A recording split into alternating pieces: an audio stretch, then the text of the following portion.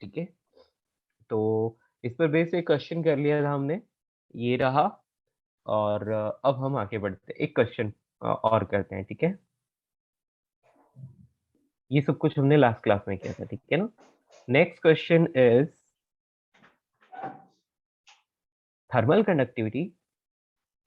Thermal conductivity of a rod is given by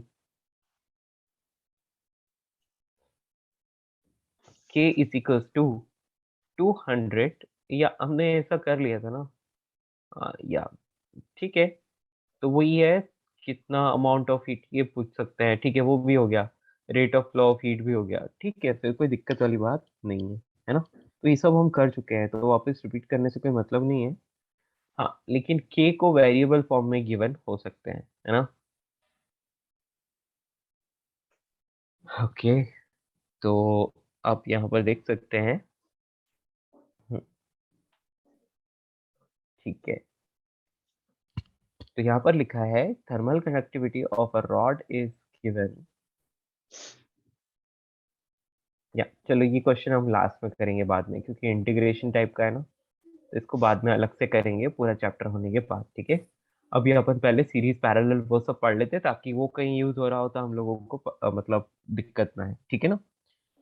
हाँ जी, सो आज का लेक्चर स्टार्ट करें। तो अभी तक किसी ने कुछ भी मिस नहीं किया, जो भी था हम लास्ट क्लास वाले को ही वापस देख रहे थे।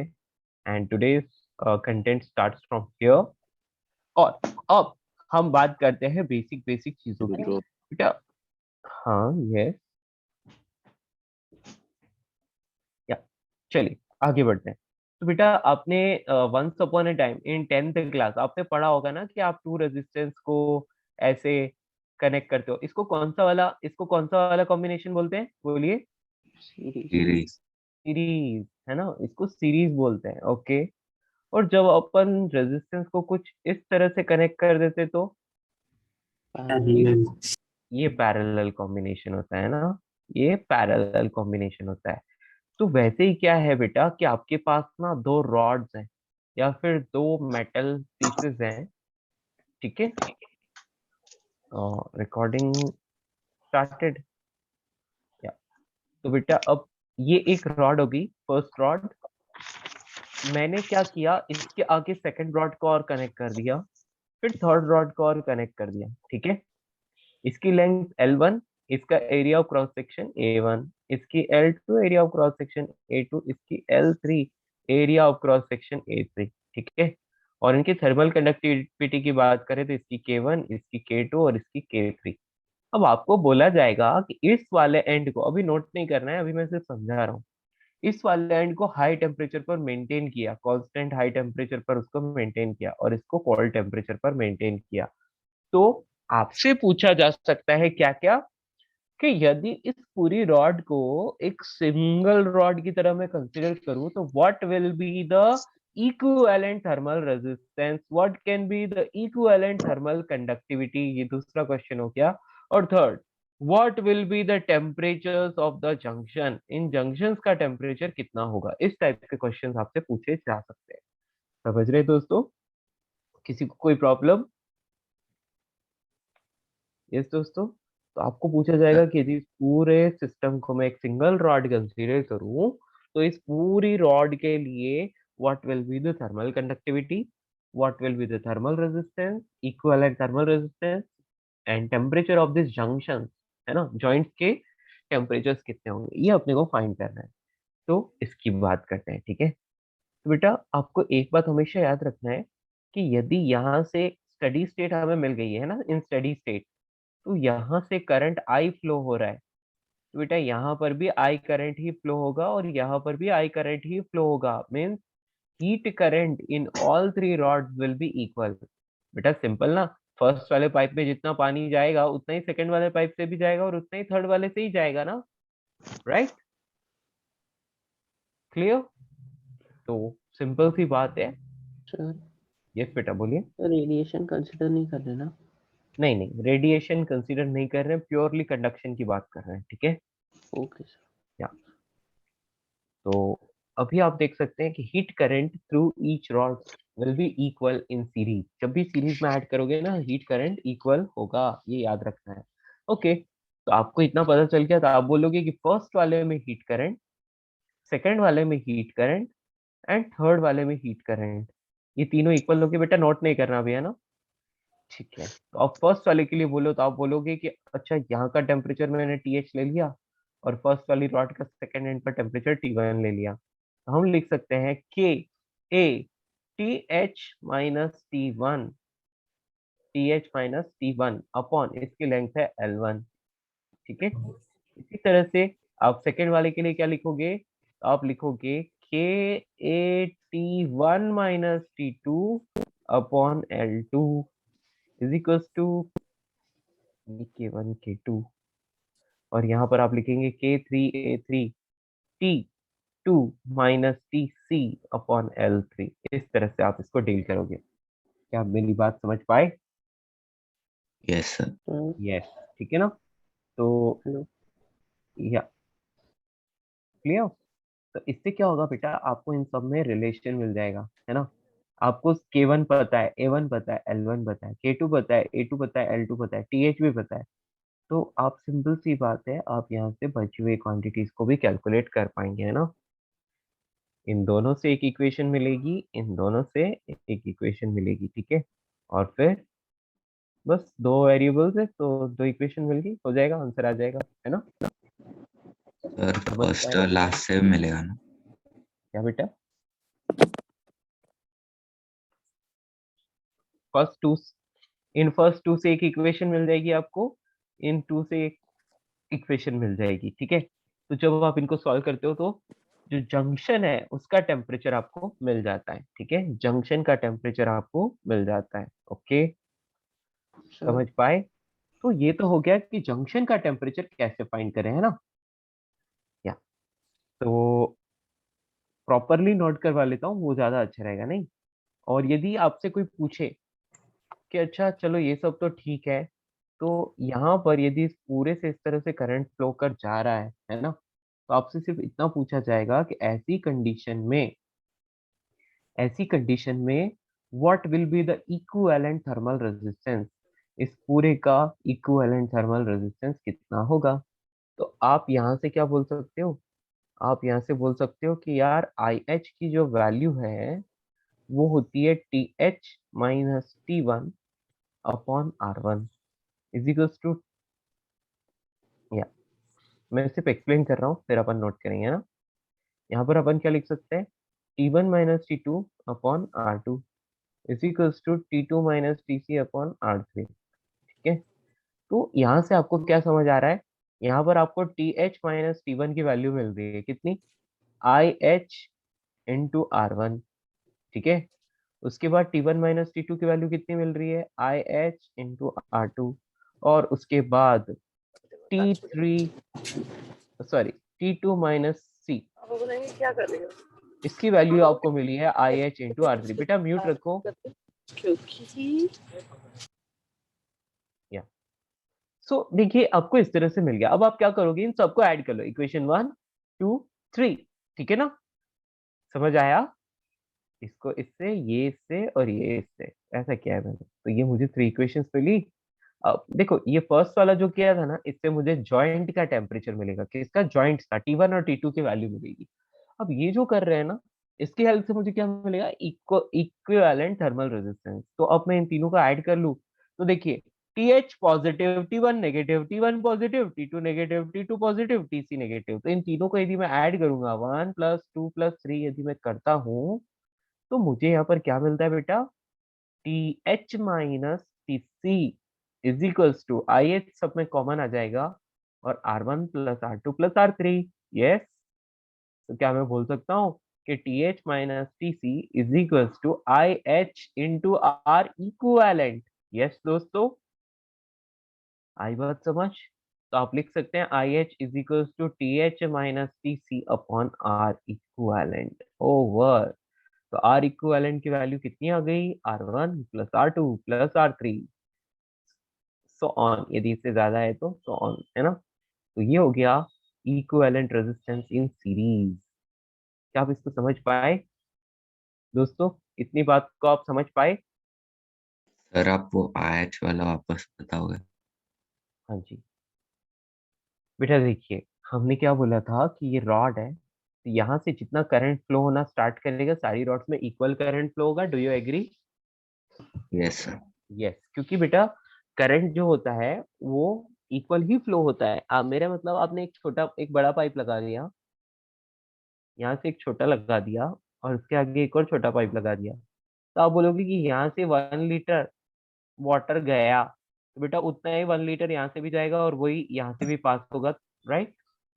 क्लियर? यस हाँ, सर वैसे ही करंट का भी सेम ही सिस्टम है। हाँ बेटा बोलो। सर बट यहाँ तो टेम्परेचर पर डिपेंडेंट है ना, लाइक TH और T1 में जो डिफरेंस ऑफ टेम्परेचर उसके अकॉर्डिंग हीट इनिशियली बेटा फ्लो लेकिन होगा। आप ये देख लो ना, L1 K1 A1 ये भी अलग है ना। हेलो। Yes sir. हाँ, तो वो बेटा वो टेम्परेचर्स भी इसी तरह से मेंटेन होते हैं कि वो इक्वल करंट को फ्लो करवाएं। समझ में आया? आई सर बात लाइक समझ? एग्जांपल दे सकते हो? हाँ, आ, वैल्यू लेके। हाँ, मैं डाटा लेके एग्जांपल बता दूंगा, चलेगा? हाँ हाँ यस। या तो एक काम करते हैं, पहले अपन इसकी थ्योरी लिख लेते हैं, फिर हम क्या है एक साथ ही वो सब कर लेंगे, वरना डबल डबल करना पड़ेगा, है ना? ठीक है। सर आपको वो इक्वेशन कहाँ से एक मिनट मैं पूरा समझा देता हूँ एक और बार, है ना? कोई बात नहीं, आप पहले ये लिख लीजिए, combination of metallic rods. Don't worry, अभी एक्सप्लेन कर देता हूँ, है ना? मेटालिक रॉड्स, ये मैंने डाल दो हेडिंग, लिखना शुरू करो। Combination of metallic rods,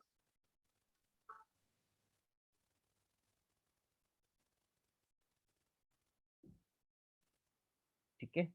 let's say इन सबका एरिया इक्वल ले लेते हैं, तो आपको और भी ज्यादा आसानी होती है ना।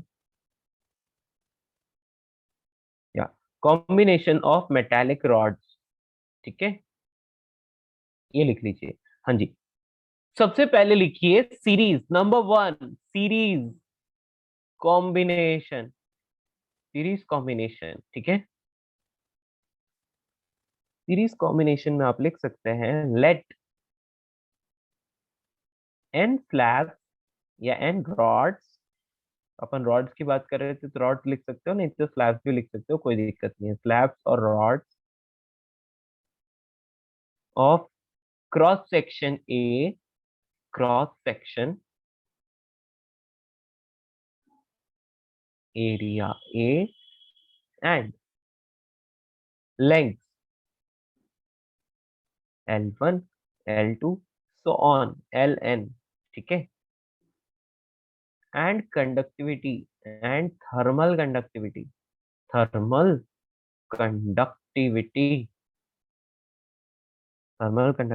K1 K2 so on Kn, है ना?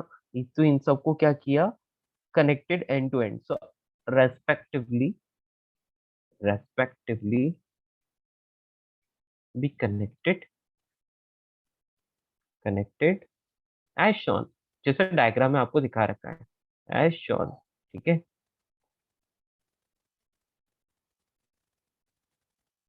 कि दोस्तों यस सर। हम्म, अब बेटा आपको ये डायग्राम दिखाई दे रहा है, यहाँ पर मैंने वैसे तो 3 ही ली हैं, लेकिन ऐसी एन स्लैब्स है, ऐसा सोच लो आप, एन स्लैब्स है, ठीक है। तो एक बात याद रखना कि जब स्टडी स्टेट आ जाता है ना, तब क्या होता है, सब में इक्वल हीट करंट फ्लो होने लगता है। तो बेटा उसके बाद ये नेक्स्ट से डायग्राम बना दो, सिर्फ diagram banana. Next only diagram you draw, सिर्फ डायग्राम, है ना? यहाँ पर आप सिर्फ और सिर्फ डायग्राम ऐसे ड्रॉ कर लीजिए।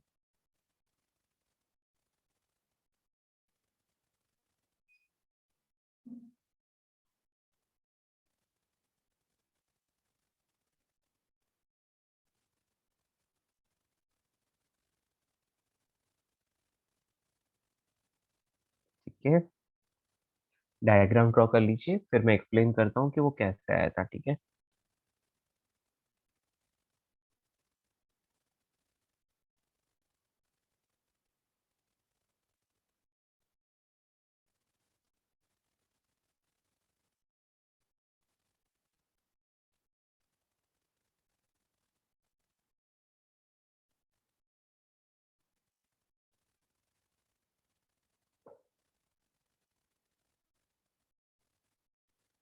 सर अगर रॉड्स का क्रॉस सेक्शन एरिया डिफरेंट हो गया तो?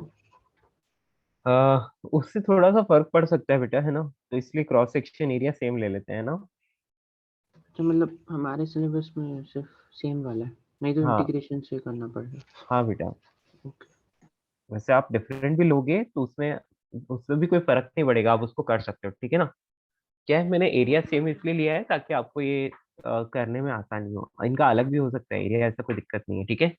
The same thing you have to do, थोड़ी देर पहले मैंने बताया था ना, वैसे ही आपको करना है, ठीक है। Yes sir.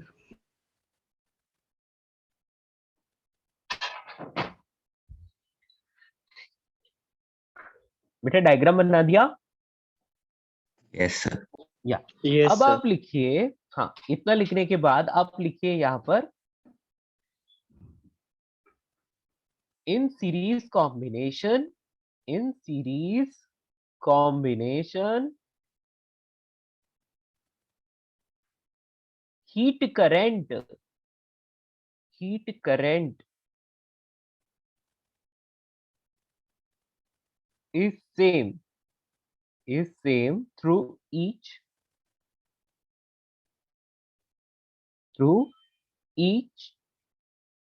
slab, ठीक है। यानी कि सारी की सारी जितनी भी स्लैब्स आपको दिख रही है ना, तो उन सब से क्या होगा, हीट करंट जो होगा वो सेम होगा, ओके। समझ पाए? क्योंकि स्टडी स्टेट का मतलब क्या होता है, स्टडी स्टेट का मतलब होता है बेटा कि इससे करंट फ्लो हो रहा है और वो इस तरह से फ्लो होगा कि जितना, मतलब आप बोलोगे कि यहाँ पर टी एच है, यहाँ पर T1 है, यहाँ पर T2 टेम्परेचर है, यहाँ पर T3 टेम्परेचर है, यहाँ पर TC टेम्परेचर, तो बेटा यहाँ से यहाँ तक आप बात करोगे तो इनकी जो टेम्परेचर ग्रेडियंट है ना, टेम्परेचर ग्रेडियंट है, तो उसको आप ऑब्जर्व करते हो। तो बेटा देखो, यहाँ से आपको क्या मिलता है, डेल्टा टी और एल, इसकी वैल्यू सेम मिलती है, डेल्टा टी अपॉन एल, यहाँ पर भी और यहाँ पर भी इस तरह से। तो बेसिकली आप बोल सकते हो कि आपने सिर्फ फर्स्ट वाले के लिए लिखा, इसमें करंट I1 जा रहा है, तो बेटा I1 की वैल्यू कितनी है, I1 की वैल्यू है के ए, और सिर्फ इसका ही देख लो आप, तो delta T upon L1। Yes, किसी को कोई प्रॉब्लम बेटा? No sir.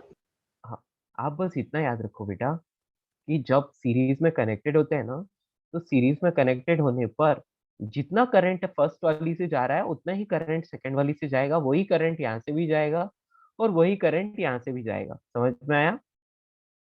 क्लियर? यानी कि हर एक पार्ट से वही सेम करंट पास होगा, तो इसका मतलब I1 is equal to I2 is equal to I3। Clear? इसीलिए मैंने इसको इक्वल किया। फिर थर्मल कंडक्टिविटी का फॉर्मूला अपने को याद है ना, मतलब हीट करंट का फॉर्मूला के ए डेल्टा टी अपॉन L1, ठीक है। तो ये आ गया K1A, ये देखो ये फर्स्ट वाली रॉड को ऑब्जर्व करो, तो ये आ जाएगा K1A अपॉन L1, और टेम्परेचर डिफरेंस है वो है TH माइनस T1। ओके बेटा, ये आपको समझ आया? Yes sir. Yes sir. अब सेकंड वाले में करंट को देखें, सेकंड बीच वाले पार्ट में, तो उसका देखो K2A अपॉन L2, और साथ ही साथ यदि मैं बात करूं टेम्परेचर डिफरेंस की, तो T1 माइनस T2, तो ये लगा दिया KA delta T upon L2, ठीक है। थर्ड वाले की बात करें तो K3A T2 minus TC upon L3, तो ये देखो ये तीनों चीजें क्या आएंगी, इक्वल आएगी, ठीक है। ये तीनों चीजें इक्वल आएगी, तो हम लिखेंगे, यहां पर लिख लेते हैं, by solving this, by solving this we get the temperature of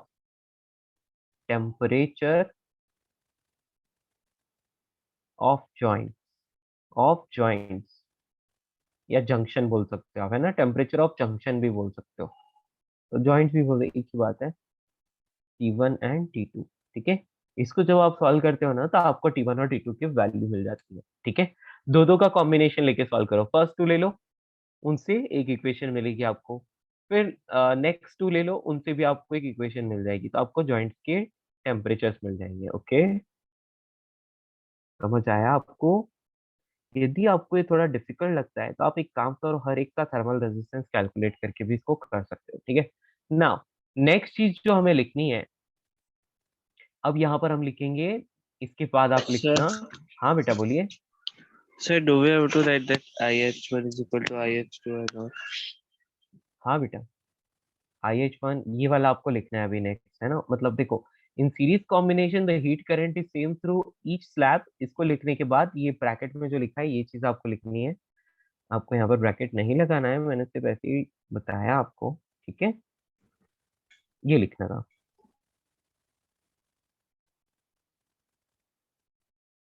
आप इक्विवेलेंट थर्मल रेजिस्टेंस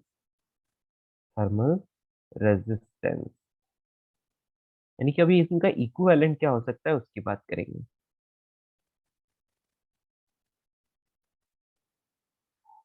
भी मैं समझा रहा हूँ, आपको समझ आ रहा है, कोई दिक्कत? हाँ बेटा, ये मैथमेटिकल पार्ट लिखना है ना, ये वाला लिखना है। तो आपको तो एक बात पता चल गई कि जो हीट करंट जाएगा वो फर्स्ट सेकंड थर्ड सब में सेम होगा। तो मतलब ऊपर वाली इक्वेशन को मैंने फिर से लिखा है यहाँ पर, है ना। लेकिन क्या कर दिया मैंने, L अपॉन के को R1 लिख दिया है, समझ रहे हो? Yes sir. या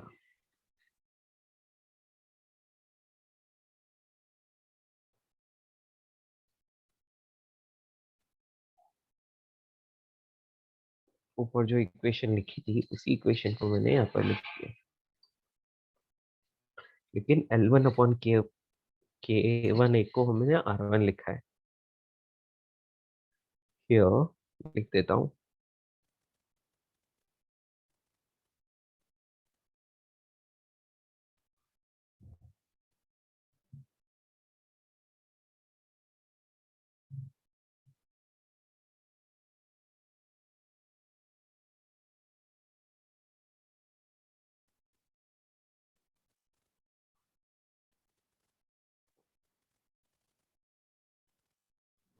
So can you go down a bit more? या ओके।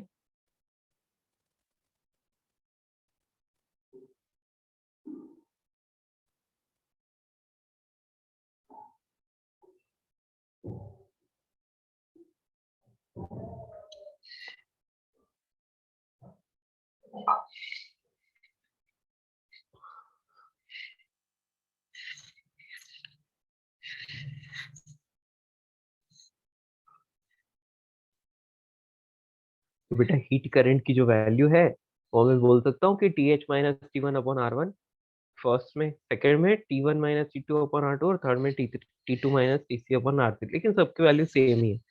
तो मैंने मान लिया कि वो वैल्यू क्या है, IH है, ठीक है।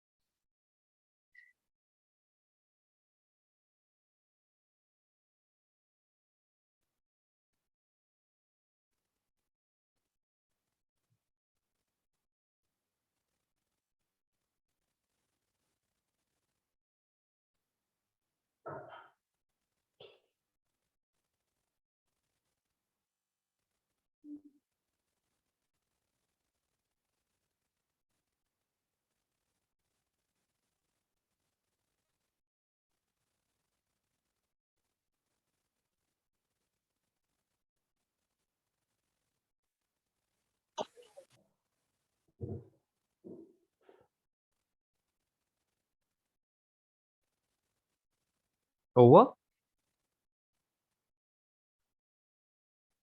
अपन जो एग्जाम्पल करेंगे तो और अच्छे से क्लियर हो जाएगा।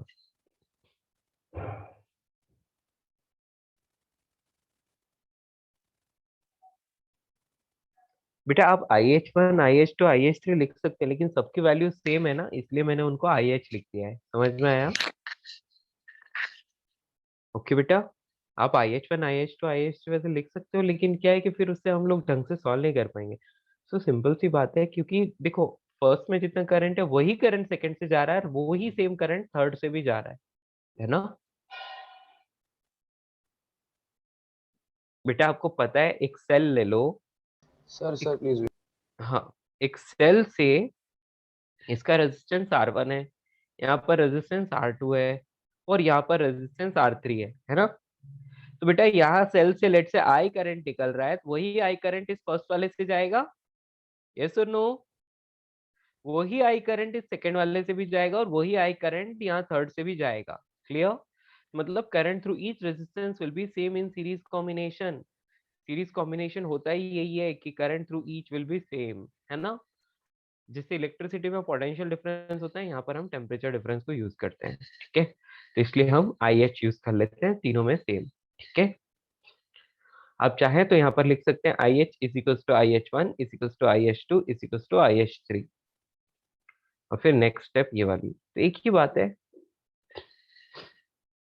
So this is only valid in steady state, no? Yes बेटा, this is valid only for study state. बेटा ये कॉम्बिनेशन ऑफ रॉड जो टॉपिक है ये सिर्फ स्टडी स्टेट के लिए ही वैलिड है, ओके। क्योंकि तभी टेम्परेचर कांस्टेंट रह पाता है, वरना कांस्टेंट नहीं रह पाता, इसलिए। समझे? आगे बढ़े। Yes sir. Good, I hope सबको समझ में आया होगा। बहुत इजी सा कॉन्सेप्ट है, बस अपने को ध्यान से करना होता है ना। तो आपको थर्मल यहाँ पर ये पता चल गया, तो अब मैं क्या कर सकता हूँ, for n slab equivalent thermal resistance in series, तो बेटा उसका फॉर्मूला हम लिख सकते हैं, R equivalent is equals to, सबको ऐसे ऐड कर लो, R1 plus R2 plus R3 so on Rn। ठीक है, ये आ गया आपका आंसर। ठीक है, तो इस तरह से हम लोग लिख सकते हैं। और अब कोई पूछ ले कि अच्छा ऐसा सब कुछ है, तो इक्विवेलेंट थर्मल कंडक्टिविटी कितना बोल लेंगे हम लोग, तो उसके लिए हम एक काम करते हैं कि इसमें ही वैल्यूज रखते सर हैं, तो प्लीज हम शो बोल पर पार्ट। इतना काफी है।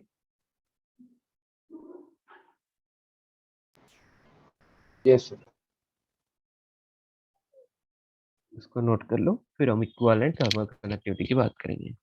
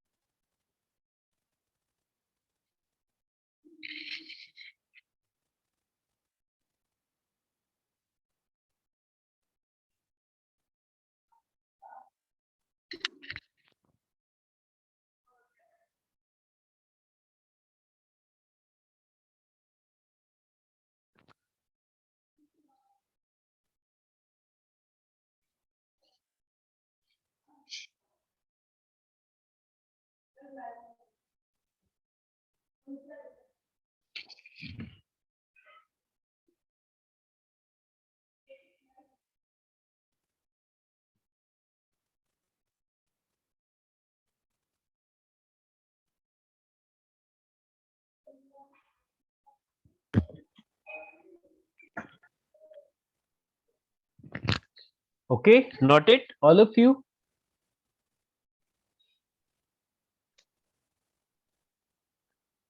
या बेटा इस पूरे कॉन्सेप्ट को अपन लिख लेते हैं, फिर मैं जूम आउट करूंगा और उसके बाद जो भी है आप स्क्रीनशॉट ले लीजिएगा। ठीक है, एक बार इस कॉन्सेप्ट को कंप्लीट कर लेते हैं। तो बेटा ये तो हो गया इक्विवेलेंट थर्मल रेजिस्टेंस। अब आपको चाहिए thermal conductivity, equivalent thermal conductivity. तो आप बोलोगे कि यार देखो, ये ऐसे ऐसे छोटे छोटे बहुत सारे टुकड़े आपने ऐड कर रखे थे, तो आप बोलोगे कि इन सबको मैं एक सिंगल टुकड़ा कंसीडर करता हूँ, तो what will B its length. तो आप इसको लिख लोगे कि इसकी टोटल लेंथ हो जाएगी L1 plus L2 so on Ln, है ना। तो ये तो हो गई इसकी टोटल लेंथ अपॉन, यहाँ पर आप लिख लोगे के इक्विवेलेंट, और एरिया हमने सबका सेम लिया है इसलिए A1। ठीक है, मतलब A is equal to R1 की वैल्यू है L1 upon K1 A। Is equal to L2 upon, sorry not is equal to, plus, यहाँ पर प्लस लग रहा है, K2A, सो ऑन, सबको ऐड करते जाओगे और फाइनली जो है वो लिखोगे यहाँ पर that is Ln upon KNA। ठीक है, ऐसा हम लोग इसको लिखेंगे। एंड व्हाट नेक्स्ट, तो ऐसी कंडीशन में सबका एरिया जो सेम है उनको आपस में हम कैंसिल कर लेंगे, सबका एरिया जो सेम है उसको कैंसिल कर लेते हैं। तो यहाँ पर आपको मिलता है L1 plus L2 so on Ln तक, divide by K equivalent, that is L1 upon K1 plus L2 upon K2 so on Ln upon Kn। और यहाँ पर हमें K इक्विवेलेंट ही तो फाइंड करना था, तो K इक्विवेलेंट को यदि हम फाइंड करना चाहते हैं तो वी कैन राइट हियर ऐसे, divide by L1 upon K1 plus L2 upon K2 so on Ln upon Kn, that's it, this is the answer। ठीक है, तो ये आ गया आपका K इक्विवेलेंट। इस फॉर्मूला को याद नहीं रखना है, कॉन्सेप्ट को याद रखना है। ठीक है बच्चों, आपको वैसे भी R इक्विवेलेंट याद रहेगा तो K इक्विवेलेंट तो आप फाइंड कर ही पाओगे, है ना। हाँ, अब जब सबकी लेंथ सेम हो तब ये अपने को हेल्पफुल है ना। तो यहाँ पर हम इसको मॉडिफाई कर सकते हैं, if length of each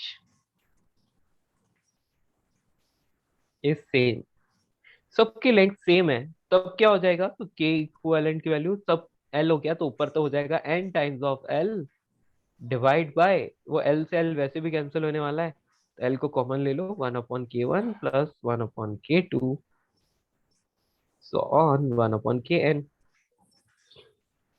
okay, ये L से L कैंसिल, तो यहाँ पर आपको मिल जाएगा K equivalent is equal to n upon,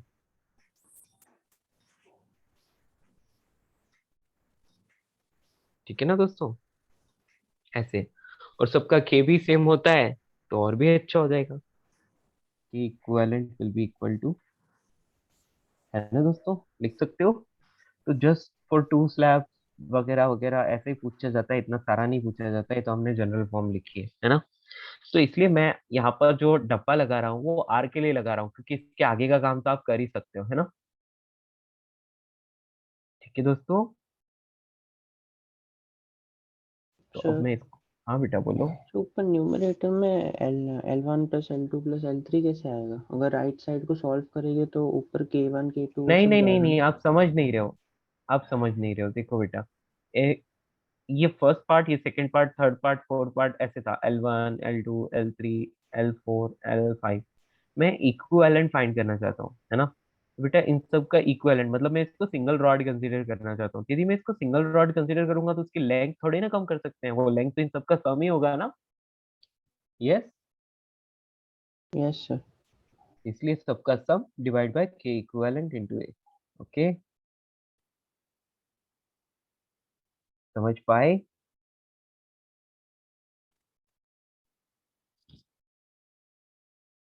sir और डेल्टा टी नहीं लिए फिर? बेटा हम तो रेजिस्टेंस से थर्मल कंडक्टिविटी निकाल रहे हैं ना, तो वो यहाँ से आएगा ना, रेजिस्टेंस से। डेल्टा टी वाला फॉर्मूला तो हो गया ऊपर, उसी से हमने रेजिस्टेंस फाइंड किया। जब हमारे पास रेजिस्टेंस है तो फिर हम थर्मल कंडक्टिविटी को इसी से फाइंड करेंगे ना, यहाँ पर अच्छा टेम्परेचर का कोई ओके। रोल ही नहीं है। ओके, हाँ यस सर। चलिए मैं मिनिमाइज कर रहा हूँ बेटा, अपने से जिस जिसको भी स्क्रीनशॉट लेना है वो ले सकते हैं। आज का लेक्चर स्टार्ट हुआ था यहाँ से, ठीक है, कॉम्बिनेशन ऑफ मेटालिक रॉड्स, यहाँ से स्टार्ट हुआ था, ले लो स्क्रीनशॉट।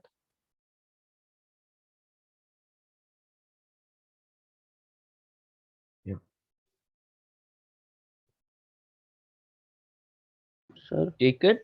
हाँ, सर वो right side but left side के इक्वल कैसे आएगा सॉल्व करने पे? क्योंकि ऊपर के जाएगा ना जब हम एलसीएम लेंगे ये वाले में। ये वाला, ये हाँ फर्स्ट इक्वेशन में ए फर्स्ट तो कॉमन इक्वेशन, हो गया, ए तो कॉमन हो गया, फिर के हाँ ऊपर ए जाना सबका शुरू हो कैंसिल जाएगा। हो गया, ए सबका हाँ कैंसिल हो गया। ये यस तो सर। है L1 plus L2 so on. यहाँ पर मैंने लिख लिया K इक्विवेलेंट जो हमें फाइंड करना है, ठीक है। इधर कौन बच रहा है? L1 upon K1, L2 upon K2, इन सबको मैंने एक टर्म मान लिया ऐसे, ठीक है। तो मैंने पूरा का पूरा ही इसको डिनोमिनेटर में भेज दिया ना उधर, अच्छा ओके। समझ गए? Yes sir. तो बेटा ये यहाँ तक सभी ने स्क्रीनशॉट ले लिया था जिसको भी जरूरत थी?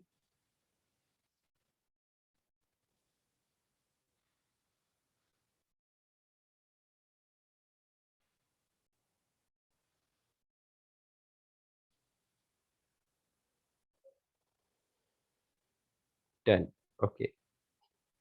चलिए नेक्स्ट इसका स्क्रीनशॉट ले लीजिए।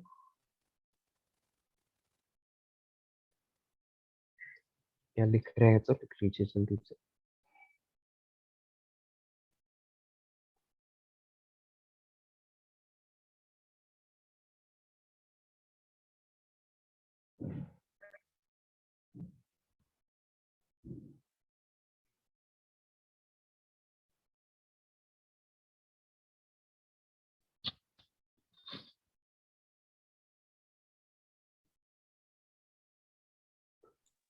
So can you zoom in a bit?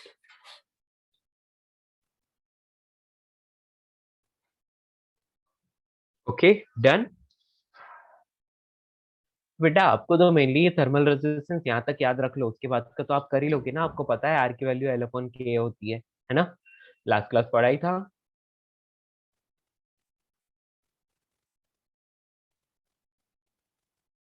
ठीक है, अभी एक दो एग्जांपल करेंगे ना, सारी चीजें आपको अच्छे से और अच्छे से क्लियर हो जाएगी, ठीक है।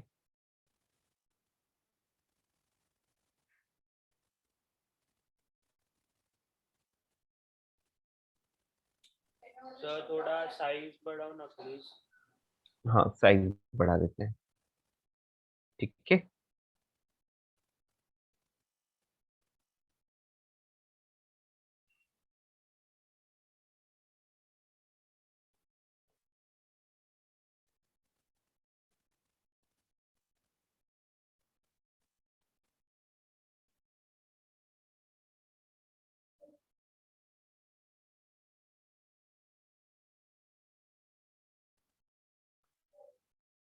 Okay friends done.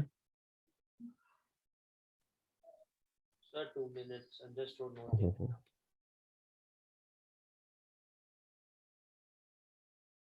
या बेटा मैंने एक केस लिया है ना, इफ लेंथ इज सेम, यानी कि एक केस ले लिया कि यदि सबकी लेंथ सेम हो जाएगी तो क्या करेंगे?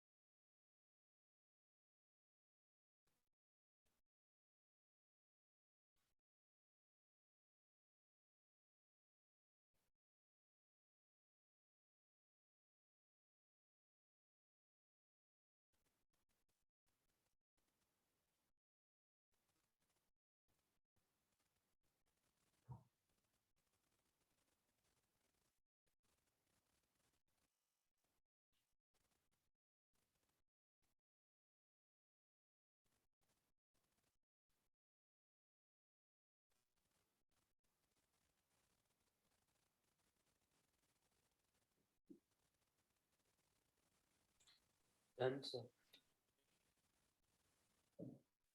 Okay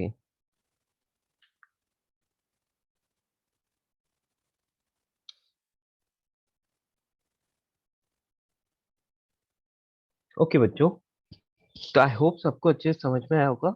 move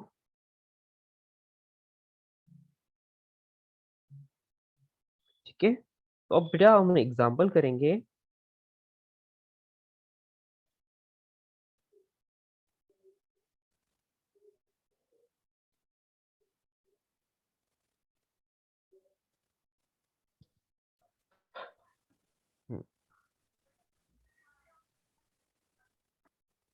Yep. तो ये सब तो कंप्लीट हुआ अपना, है ना। नाउ आगे बढ़ते हैं, ठीक है। यहाँ पर एग्जांपल करते हैं ताकि आपको इस चीज की और अच्छे से फीलिंग आए, ठीक है ना। तो मैं यहाँ पर क्या ले लेता हूँ, if two rods of length L1 is equals to 10 centimetre and L2 is equals to, चलो ये भी 10 सेंटीमीटर ही ले लेते हैं, ठीक है। या फिर कुछ अलग, चलो शुरुआत में अलग ले लेते हैं। एक 10 सेंटीमीटर की है और एक 20 सेंटीमीटर की है। Are joined in series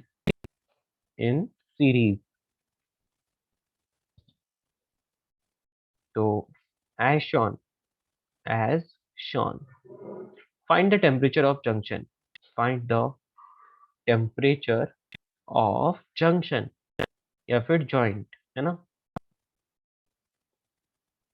find the temperature of junction, पहली चीज तो आप ये बोल देंगे, और दूसरी चीज हम बोलेंगे कि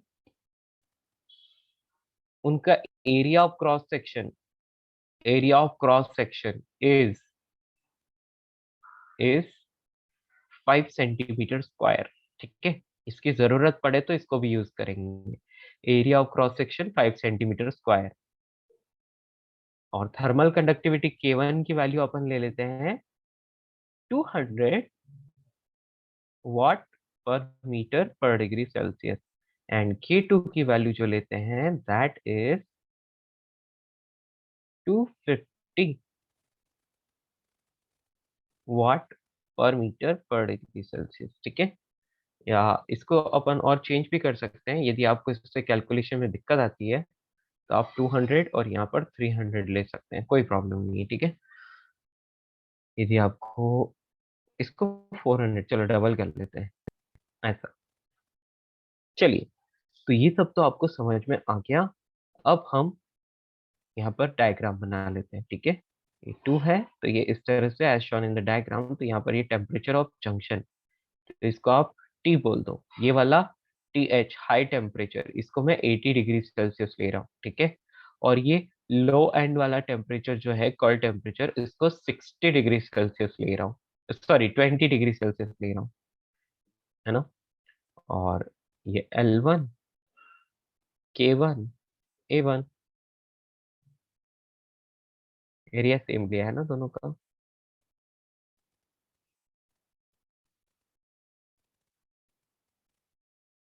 L2 K2 A, solve this बच्चों, you can do it. Find the temperature of junction.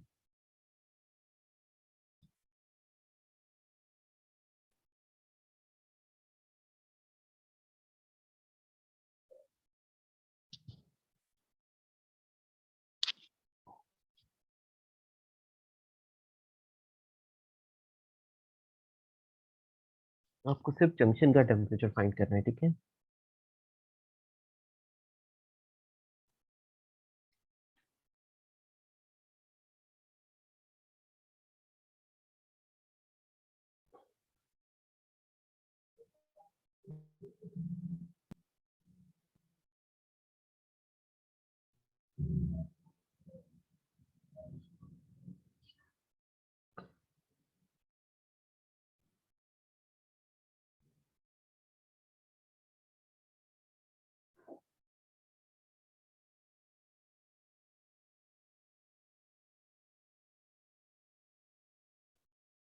Solve it fast बच्चों, you can do it.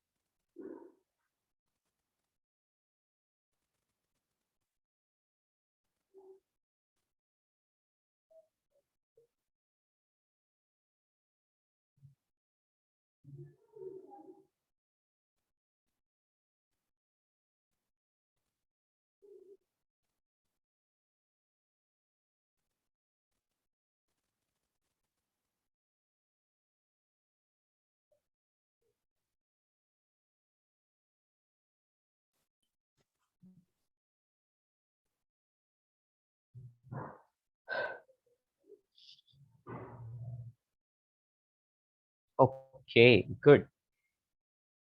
बेटा जंक्शन का मतलब जॉइंट होता है, जहां पर दोनों रॉड्स आपस में टच कर रही है ना, उसको हम जंक्शन बोलते हैं या जॉइंट बोलते हैं, ठीक है।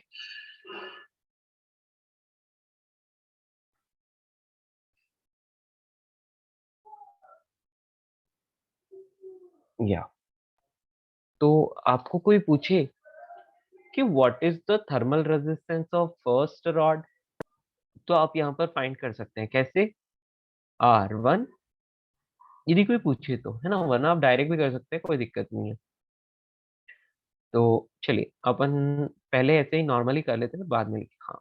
तो सबसे पहले हम बोलेंगे कि ये सीरीज में है, इसका मतलब फर्स्ट में जितनी हीट करंट होगा सेकंड में भी उतना ही हीट करंट पास होगा। ओके, तो इसको हम लिख सकते हैं K1A डेल्टा T, मतलब TH minus T upon L1, है ना, and that will be equal to K2A, और ये T माइनस TC हो जाएगा अपॉन L2। समझ में आया, यहाँ से यहाँ फिर यहाँ से यहाँ, ठीक है, ऐसे लिया है हमने। तो A से A तो कैंसिल हो गया, उसका कोई काम नहीं है, सेम एरिया है। K1 is 200, L1 is 10, और TH माइनस टी, TH मतलब AT और ये T, और यहाँ पर आप लिख सकते हो 400 अपॉन L2, L2 is 20, और यहाँ पर क्या आ जाएगा T माइनस TC जो कि 20 है, ये 20। तो यदि मैं इसको सॉल्व करूँ तो मुझे एक बात पता चल रही है कि यार ये तो सेम ही आ रहा है, तो कैंसिल हो गया, तो AT minus T is equal to T minus 20, है ना। तो अब यहाँ पर बोल सकते हो कि 2T इज इक्वल टू 100 और T is equal to 50 degree Celsius, तो जंक्शन का टेम्परेचर 50 डिग्री सेल्सियस आएगा। ओके, इजी था, वेरी यस। गुड। तो अब ज्यादातर बच्चों ने, सबने लगभग सही आंसर दिया है। अब मैं बात करता हूँ इक्विवेलेंट रेजिस्टेंस की। इक्विवेलेंट रेजिस्टेंस कैसे फाइंड करें यदि पूछ लिया जाए तो, है ना। इसका सेकंड पार्ट अपन लिख सकते हैं, इक्विवेलेंट रेजिस्टेंस, रेजिस्टेंस। तो आप बोलोगे R equivalent is equal to R1 plus R2। Okay, तो अब यहाँ पर लिख लोगे कि टोटल लेंथ कितनी लिखेंगे हम, तो आप लिख लोगे total length L1 plus L2, तो यानी कि आप 30 सेंटीमीटर लिख सकते हो। यस, या फिर प्रॉपरली लिख के चलता हूँ। हाँ, तो L1 plus L2 divide by के इक्विवेलेंट इंटू ए। यहाँ पर क्या आ जाएगा, L1 upon K1A plus L2 upon K2A। जो चीजें सेम है हटा दो, तो ये 10 प्लस 20 30 अपॉन के इक्विवेलेंट इज इक्वल्स टू, यहाँ पर 10 अपॉन K1 की वैल्यू 100, एरिया तो वैसे भी कैंसिल कर चुके हैं, और यहाँ पर है हम 20 अपॉन 400। ओ ये 200 था शायद, हाँ। यस दोस्तों, तो ये 1/2, ये भी 1/2, तो हम लिख सकते हैं डायरेक्टली कि 3 अपॉन के इक्विवेलेंट इज इक्वल्स टू, या 30 अपॉन के इक्विवेलेंट इज इक्वल्स टू, यहाँ पर क्या आ जाएगा, बोलिए दोस्तों, 1/20 प्लस 1/20, एग्री। तो बेसिकली ये 1/10 बन गया ना, तो 1/10 बन गया, मतलब 300 आंसर, कि equivalent is equal to 300 newton per metre per degree Celsius. सारे सर सेंटीमीटर से, हमने हाँ के इक्विवेलेंट नहीं ना, आर इक्विवेलेंट निकालना था। इक्विवेलेंट रेजिस्टेंस लिखा है आपने। अच्छा, ओके ओके ओके, रुको रुको रुको, अच्छा अपन दोनों ही कर लेते हैं, ठीक है। सेकंड, इक्विवेलेंट रेजिस्टेंस दोनों को ऐड सर कर वो लेते हैं। सेंटीमीटर है। हाँ वो सेंटीमीटर है, लेकिन क्या है बेटा कि यहाँ पर सारे सेंटीमीटर आपस में कैंसिल हो गए, है ना, समझ गए कि हाँ, इक्विवेलेंट रेजिस्टेंस को हटाओ, इक्विवेलेंट थर्मल कंडक्टिविटी कर लो, ठीक है, थर्मल कंडक्टिविटी, यही पूछना चाहता था मैंने, रेजिस्टेंस लिख लिया। बाकी इक्विवेलेंट रेजिस्टेंस लिखना होता तो डायरेक्टली ऐड कर लेते हैं ना, डायरेक्टली ऐड कर लेते हैं। कितना आता, कितना आता बेटा, तो यदि आर इक्विवेलेंट ही फाइंड करना आता तो वो आ जाता L1 अपॉन K1A 200 और यहाँ पर ये कितना है 5 सेंटीमीटर स्क्वायर, तो इसको अभी हमें एसआई में कन्वर्ट करना पड़ेगा, है ना। 20/400 इंटू यहाँ पर है सेम 5। अब बेटा नीचे तो आ जाएगा 10⁻⁻4, ऊपर 10⁻², यहाँ पर 10⁻², यहाँ पर 10⁻⁻4। अब इसको जब आप सॉल्व करते हो तो आपको सही आंसर मिलता है ना। अब आपको सही आंसर मिलता है, ठीक है। 1/10 आएगा ना। या इस वाले को सॉल्व करें तो आपको देखो ये ऊपर जाएगा 1000 इंटू 5, तो ये 1 आ गया, और ये क्या आएगा, ये भी सेम आएगा, तो 2 क्या आ रहा है बेटा, 2। समझ में आया, इन एसआई यूनिट्स ये 2 आता था, आर इक्विवेलेंट। ठीक है, समझ पाए। Sir Take it as the third sir subquestion. जो आप सॉल्व किए वैसे में किया R1 + R2 करके। बेटा तो मैंने मैं थर्मल, देखो थर्मल कंडक्टिविटी करते हैं तो ये वाला सब कुछ आता है, ठीक है। ये वाला इक्विवेलेंट रेजिस्टेंस की वैल्यू लिखी है मैंने, ठीक है ना, जो इधर साइड में किया हुआ है मैंने जो। नहीं सर, मैं बोल रहा हूँ सिर्फ राइट साइड को सॉल्व करेंगे तो R इक्विवेलेंट मिल जाएगा ना। हाँ बेटा, यस। तो फिर 1/10 + 1/10 आ रहा है ना। नहीं बेटा, 1/10 + 1/10 नहीं, इसमें क्या प्रॉब्लम है, इसमें आपको बताता हूँ। इसमें ना सारी चीजों को आपको एसआई यूनिट में लिखना पड़ेगा, समझ में आ रहा है। हाँ यस। Yes sir. देखो यस। इधर तो इक्वल टू का साइन था, इस तरफ किसका साइन था, इक्वल टू का साइन था। तो इसलिए क्या हो गया, सारे एरियाज कैंसिल हो गए और सारी लेंथ सेंटीमीटर में थी, तो बेटा वो सारी यूनिट्स बैलेंस हो गई थी, इसलिए कोई दिक्कत वाली बात नहीं थी। लेकिन ये इधर ऐसा नहीं है, इधर एलएचएस आरएचएस को इक्वेट नहीं कर रहे हैं, इधर तो हम वैल्यू फाइंड कर रहे हैं, तो प्रॉपर ऐसा यूनिट में लिखना पड़ेगा आपको, ठीक है। समझ में आया। Sir, should we take this R equivalent as a different subquestion? Third one. हाँ आप ले सकते हो बेटा, आप एक काम कर सकते हो, आप ना हाँ ले सकते हो ऐसे, ठीक है। एज अ थर्ड क्वेश्चन आप इसको लिख सकते हो, इक्विवेलेंट रेजिस्टेंस, ठीक है। इक्विवेलेंट रेजिस्टेंस ले लो, कोई दिक्कत नहीं है ना।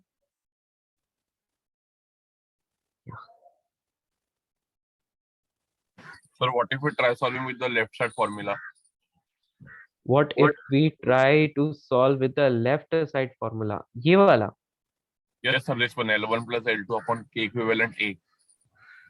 L1 + L2 upon K equivalent A, पर उसके लिए आपको K 1/5 वैल्यू चाहिए,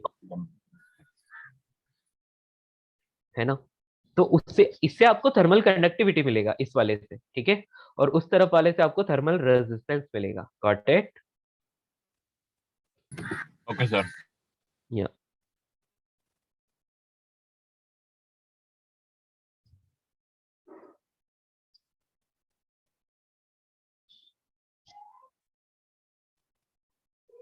तो आपको कौन से यूनिट्स में मिला है 2 मीटर्स?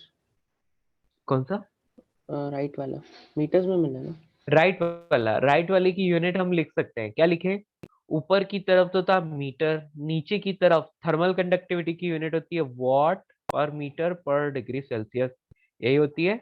और यहाँ पर आ जाता है मीटर स्क्वायर। यदि इन सबको सॉल्व करते हैं तो आपको क्या मिलता है बेटा, मीटर स्क्वायर से मीटर स्क्वायर कैंसिल हो जाता है ना, इससे ये और ये कैंसिल हो गया, राइट। बचा क्या, डिग्री सेल्सियस पर वॉट। आर यू गेटिंग, ये आर की यूनिट हो जाएगी, या फिर वॉट इनवर्स डिग्री सेल्सियस ऐसा लिख सकते हो, got it. So can you show from the start of the sum? What हाँ ये वॉट इनवर्स डिग्री सेल्सियस ऐसा लिख सकते हैं। तो स्टार्टिंग ऑफ द सम पर चलते हैं, ये रहा था अपना सम। यहाँ हमने यहाँ पर क्या किया, जंक्शन का टेम्परेचर फाइंड किया, और नेक्स्ट वाले में इक्विवेलेंट कंडक्टिविटी फाइंड करनी थी और इक्विवेलेंट रेजिस्टेंस, ठीक है।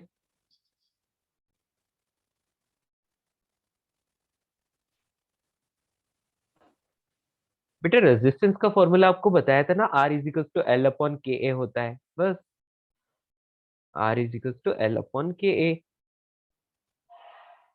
हमने लास्ट क्लास में पढ़ा था ना।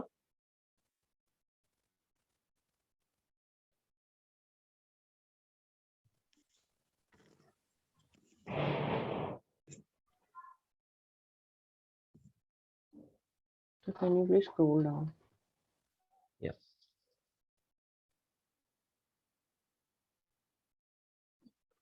तो हमारे 3 क्वेश्चंस हो गए हैं.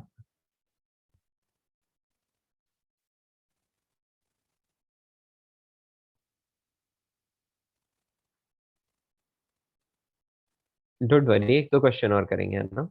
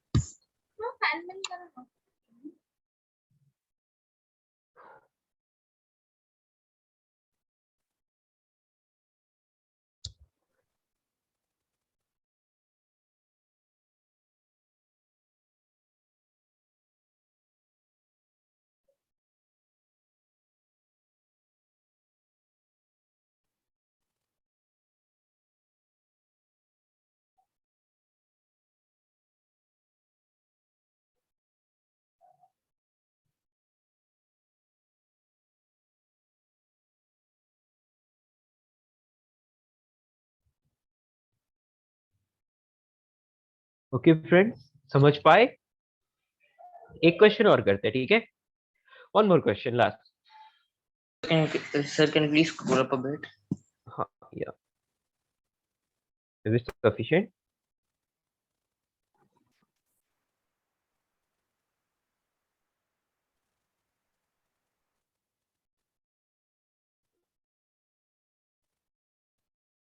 That's okay.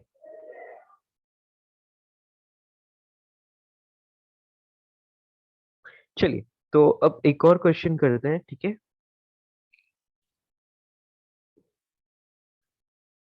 आपके पास 3 रॉड्स हैं, 1, 2 एंड 3. यहाँ पर टेम्परेचर आपको दिया हुआ है 100 डिग्री सेल्सियस, और लेट्स से यहाँ पर टेम्परेचर जो है वो 0 डिग्री सेल्सियस ही ले लो. एंड इस फर्स्ट वाले की लेंथ, इन सबका एरिया सेम ही ले लो, area of cross section 5 centimetre square. And जब मैं बात करूँ फर्स्ट वाले की लेंथ की, वो 5 सेंटीमीटर है, सेकेंड वाले की लेंथ 10 सेंटीमीटर है, और थर्ड वाले की लेंथ फिर से 5 सेंटीमीटर है. इसके के की बात करूं तो वो मुझे 100 वाट पर मीटर पर डिग्री सेल्सियस मिलता है. K2 की बात करूं तो 200 वाट पर metre per degree Celsius. And last वाले के लिए है 400 वाट पर मीटर पर डिग्री सेल्सियस. ठीक है, ये डेटा गिवन है. तो आप मान लो कि ये फर्स्ट वाला जो जंक्शन है ये हाई टेम्परेचर हो गया और ये कोल्ड टेम्परेचर हो गया, है ना? तो आपको बोल दिया कि ये जंक्शन का temperature T1 and T2 find करना है. तो सबसे पहला question, find find number 1 equivalent resistance. Equivalent resistance, ठीक है. इसका second part, equivalent thermal conductivity. Thermal conductivity.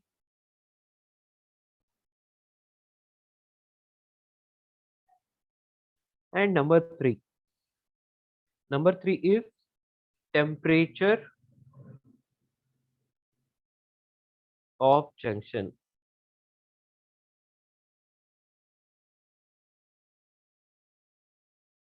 Junction की जो टेम्परेचर है वो है T1 and T2।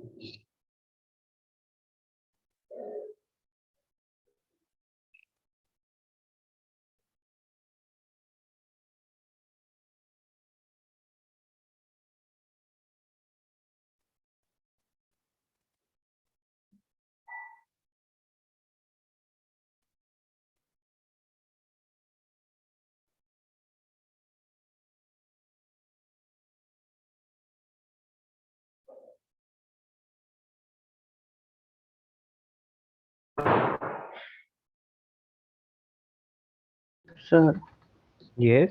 sir, K equivalent is just addition, no, of K, all the Ks. हाँ नहीं, K equivalent is not addition of all Ks। समझ में आया? R equivalent is addition of all Rs। Okay Then what is K equivalent?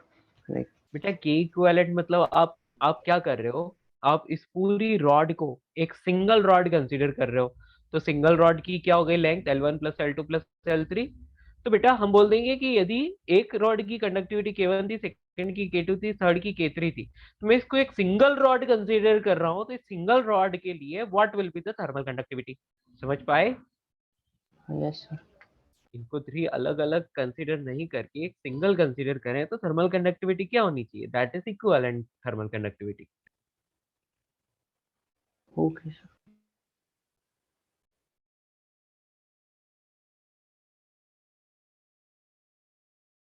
या it is L1 L2 L3 only, है ना?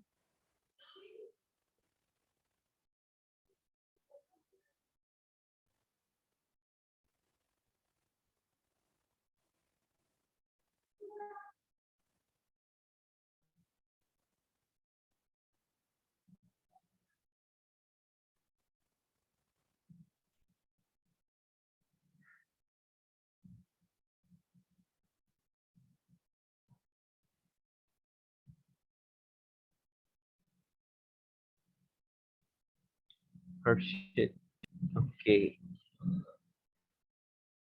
आप में से कितने लोग नेरुल से हैं?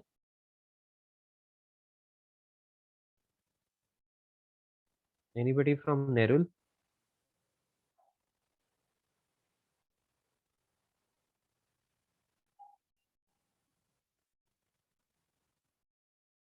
युक्तिका,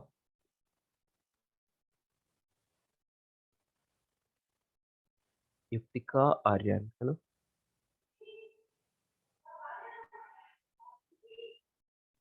एंड मैट्रिय।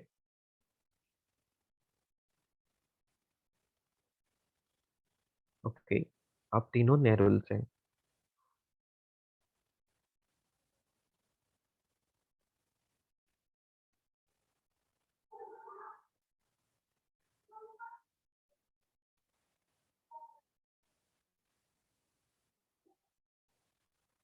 ओके बेटा, नेरुल वाले बच्चे एक बार मेरे को मैसेज करना आफ्टर द क्लास, है ना? आपके नंबर में आइडेंटिफाई नहीं कर पाऊंगा, सो आप मुझे पर्सनली ऐसे ही मैसेज कर देना, है ना? हाय या कुछ भी लिख देना, मैं समझ जाऊंगा। ठीक है? या सिर्फ अपना नाम लिख लेना, I am Yuktika Aryan and Maitreya. ठीक है? सर, हम नेरुल ब्रांच में हो।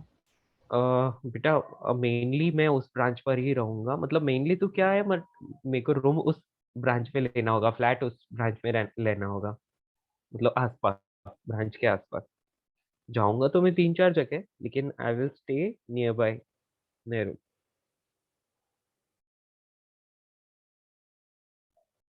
वही अलॉट किया गया है, बट 3-4 सेंटर्स तो होंगे ही मेरे अलग अलग सेंटर्स पर जाना होगा।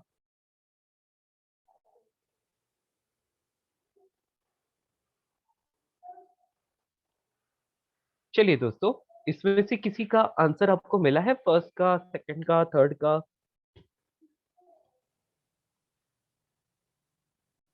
एक्चुअली मुझे उस एरिया का, नेरुल का थोड़ा सा आइडिया चाहिए। अभी तो मैं राजस्थान में हूँ, मुझे कुछ पता नहीं है कि नेरुल कैसा है, क्या है एंड ऑल, तो थोड़ा सा आइडिया मिल जाएगा आप लोगों से।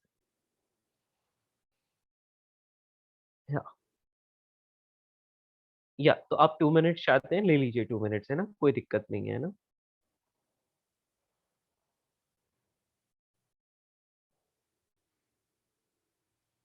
बेटा अभी तो वर्क फ्रॉम होम चल रहा है ना, तो मैं घर से काम कर रहा हूँ।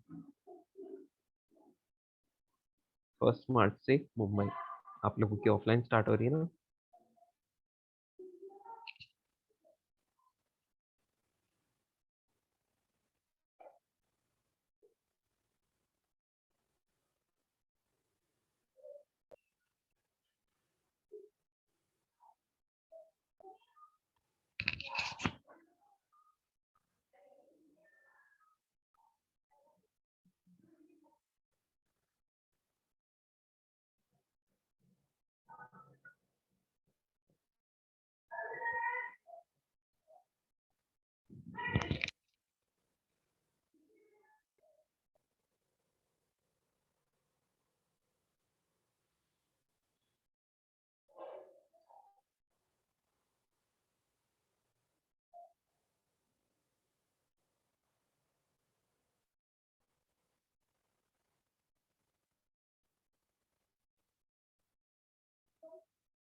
सर आप 1 मिनट ऊपर स्क्रॉल कर सकते जी बिल्कुल, ये पिछला वाला क्वेश्चन है ना, सफिशिएंट और मोर। हाँ सर ठीक है।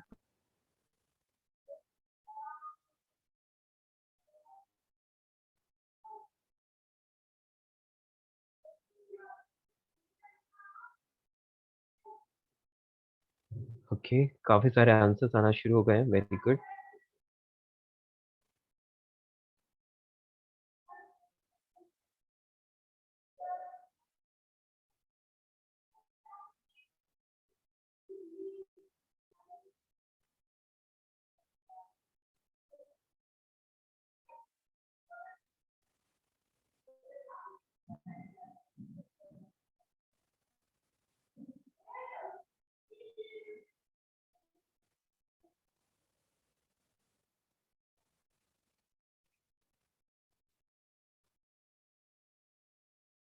चलिए तो सर आप 1 मिनट। हाँ हाँ, आपको ऊपर वाला देखना था, लिख लो।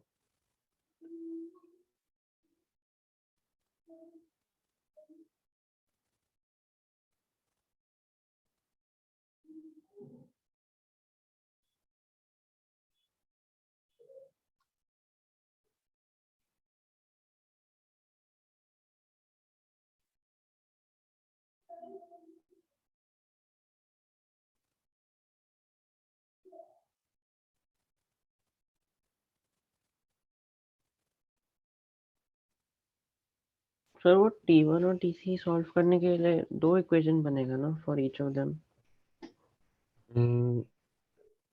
हाँ, ओके सर।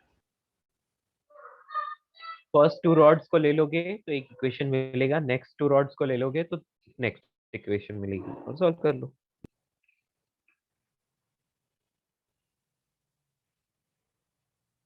मतलब हिंट यही है कि current through each will be same.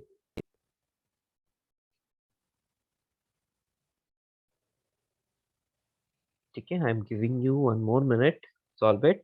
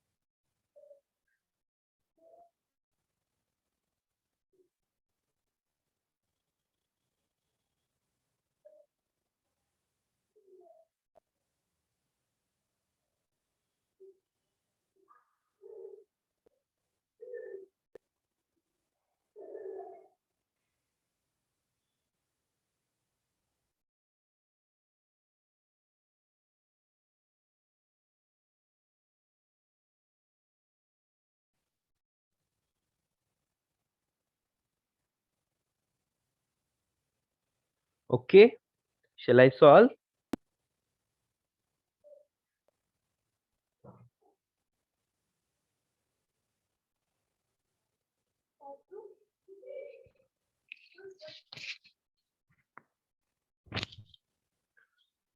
Yeah.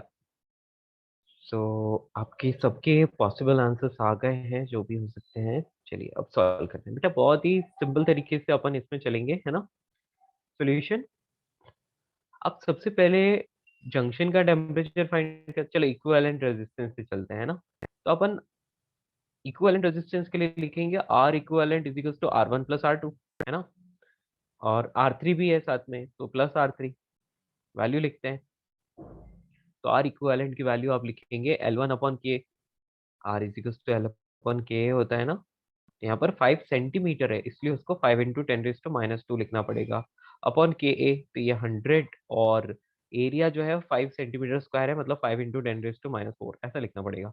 Plus second वाला 10 into 10⁻² upon 200 into 5 into 10⁻⁴ plus 5 into 10⁻² upon 400 into 5 into 10⁻⁴, है ना। मैंने कुछ भी नहीं किया, L1 upon K1A plus L2 upon K2A plus L3 upon K3A किया, और कुछ भी नहीं किया, है ना।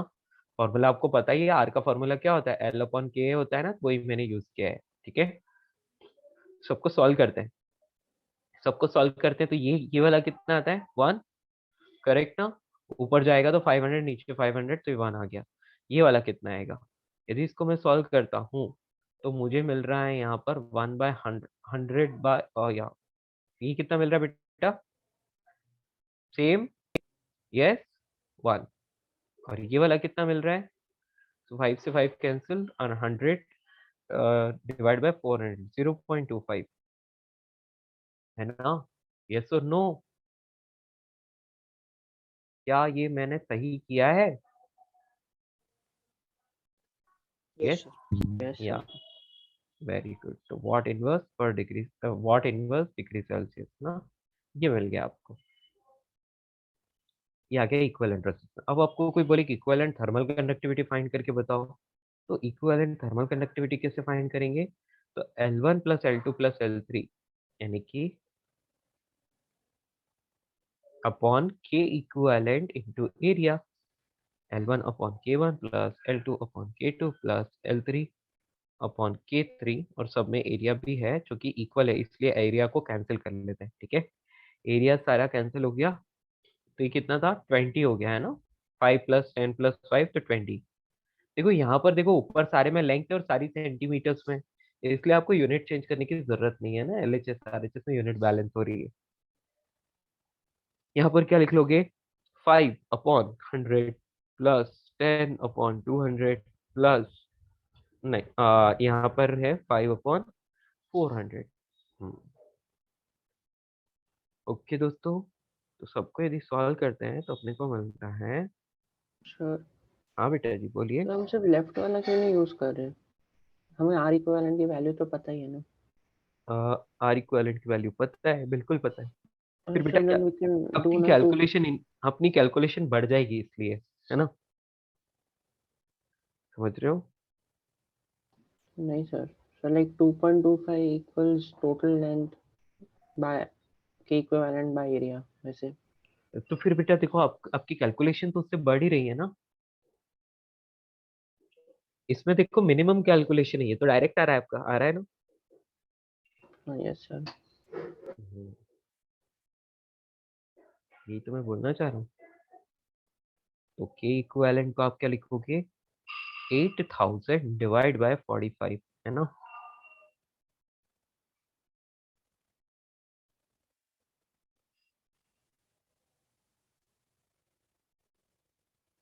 ठीक है, ऐसा कुछ आया आपका। सर 1600 हुआ ना। हाँ हाँ सर, यही है 1600 है बट हाँ हाँ, बाय 9। ये 8000 था, सॉरी मैंने 800 लिख लिया। ओके, सेम ही था कैलकुलेशन, सब कुछ कट गया था मैं तो। हाँ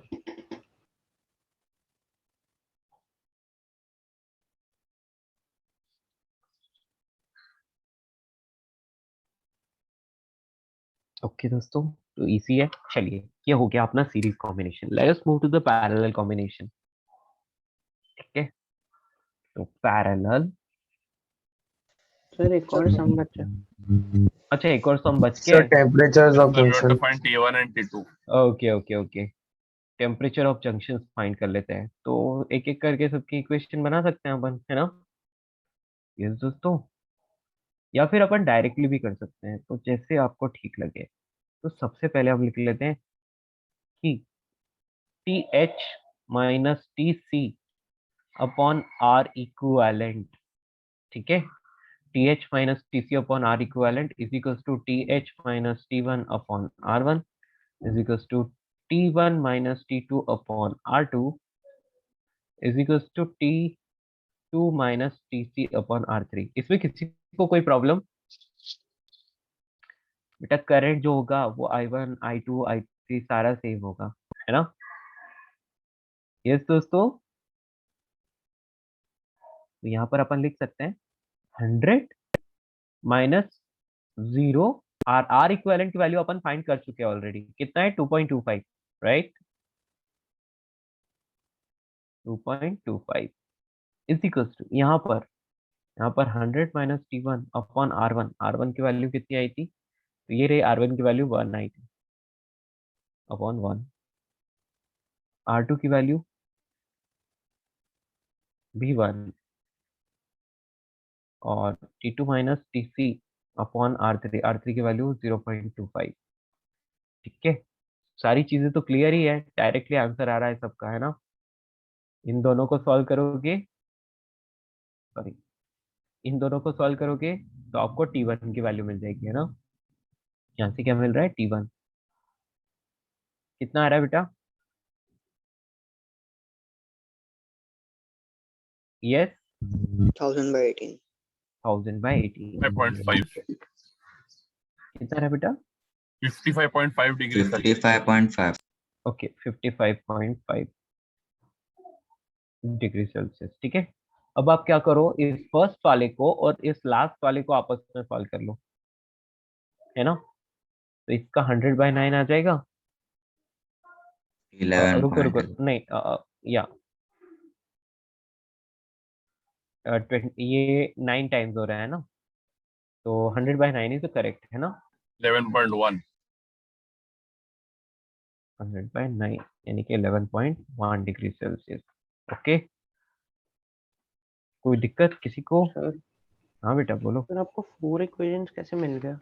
मुझे तो 3 मिल रहा है। नहीं नहीं, इक्वेशन तो 3 मिलेंगे, स्टेप्स 4 है बेटा। स्टेप्स 4 है, फर्स्ट वाला सेकंड से, सेकंड वाला थर्ड से, थर्ड वाला फोर्थ से। तो इन दोनों को आप इक्वेट करोगे तो एक इक्वेशन मिलेगी, है ना? इस तरह से हम लोग इसको कर सकते हैं। समझ पाए बेटा? यस ये सर। तो आर इक्विवेलेंट वाली स्टेप है। आर इक्विवेलेंट को हम ऐसे लिख सकते हैं, ये बोल रहा हूँ। ये आई वन, ये आई टू, ये आई थ्री, इनको भी इक्वेट कर सकते हैं उससे, है अच्छा, ना? मैंने वो आर इक्विवेलेंट वाला लिखा हाँ नहीं। हाँ,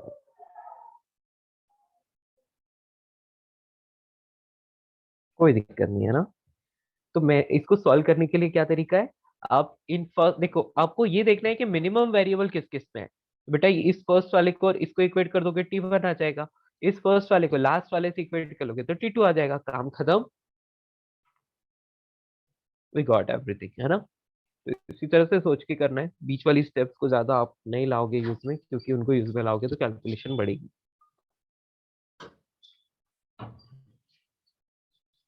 सर कैन क्लोर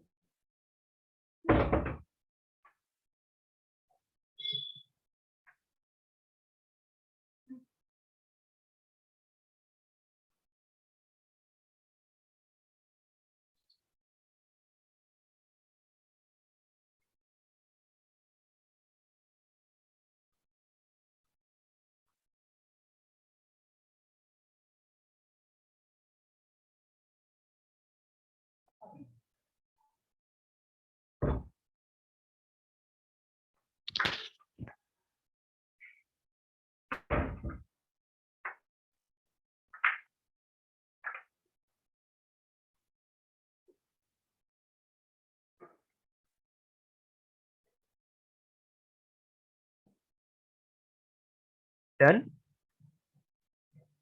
यस सर। पूरा हो गया। सवाल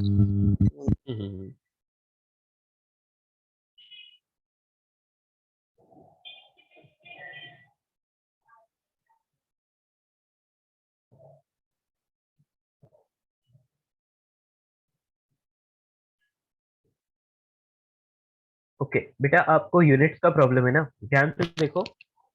फर्स्ट वाले में हम आर इक्विवेलेंट की वैल्यू फाइंड कर रहे हैं, right. R equivalent is equals to L1 upon K1A plus L2 upon K2A plus L3 upon K3A। तो यहाँ पर तो अपने को आर इक्विवेलेंट की वैल्यू फाइंड करनी है ना, इसलिए सारी चीजें प्रॉपर एसआई यूनिट्स में लेनी पड़ेगी, ठीक है।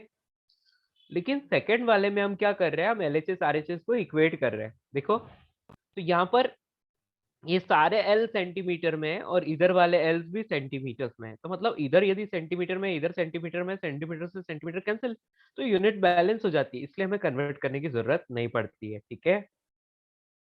आप चाहे तो कन्वर्ट कर सकते हैं, फिर भी आंसर सेम ही आएगा। Sir, I have a doubt in finding K equivalent. So when we find the answer, why do we not convert the area into its units? Like, you have to write 5 into 10 raised to minus 4, right? Why just we write it as 5? When you're finding temperature, not K equivalent. So the third answer, Okay. third one.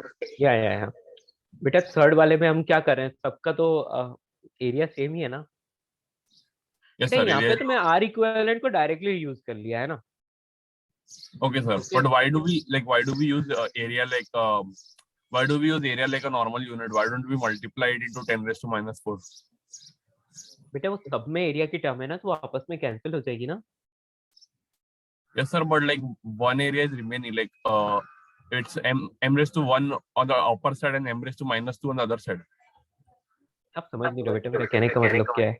देखो L1 plus L2 plus L3 upon K equivalent into area is equals to, यहाँ पर क्या लिखोगे आप, sorry हम क्या find कर रहे हैं यहाँ पर, टेम्परेचर ऑफ जंक्शन है ना। हाँ जी, Yes, sir. तो इसके लिए करते हैं अपन। देखो यहाँ पर मैं लिख सकता हूँ TH minus TC upon R equivalent, है ना। Yes, sir. But like in the normal formula I'm talking, like L into no sir, sorry, A into delta T into K equivalent divided by area. This is the normal formula. You are talking about which part? But the last I1 is equal to I2. बेटा मैंने last part में R equivalent लिया ना, और Okay, R sir. Equivalent को मैंने properly sign SI units में रख के, देखो ये वाला निकालना ना, यहाँ पर तो मैंने सारी प्रॉपर यूनिट्स रखी है। Yes. देखो, so there is no K equivalent, this is R equivalent, okay? Okay, sir.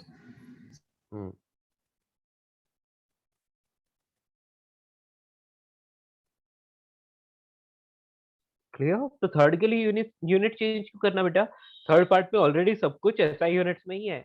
ये देखो ना, हमने फर्स्ट पार्ट के लिए SI यूनिट्स में फाइंड किया था, तो इसी चीज को मैंने वहां पर यूज किया है और कुछ नहीं। Are you getting? इसका ही तो, यहाँ से ही तो डाटा उठाया है मैंने। देखो ये R इक्विवेलेंट था, ये R1 था, ये R2 था और ये R3 था, तो वही चीजें मैंने यहाँ पर रखी है। देखो Okay, sir. ये R इक्विवेलेंट, ये R1, ये R2 और ये R3।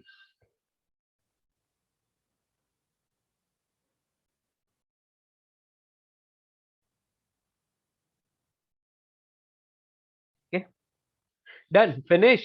सबको समझ आया बच्चों? Yes sir. Good. Now parallel combination.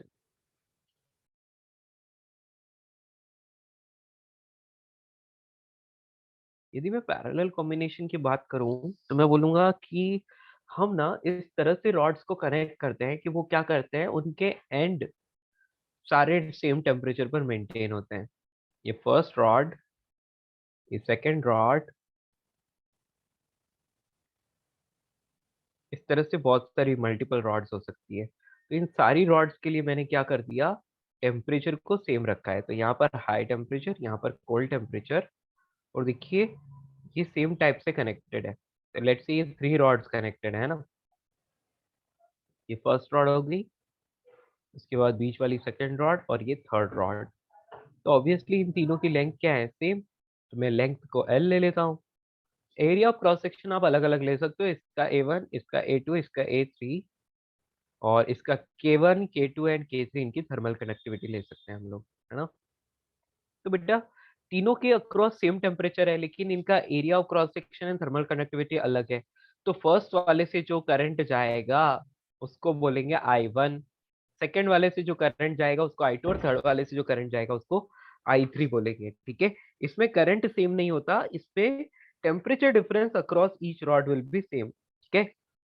तो यहाँ पर आप लिख लोगे in parallel combination, in parallel combination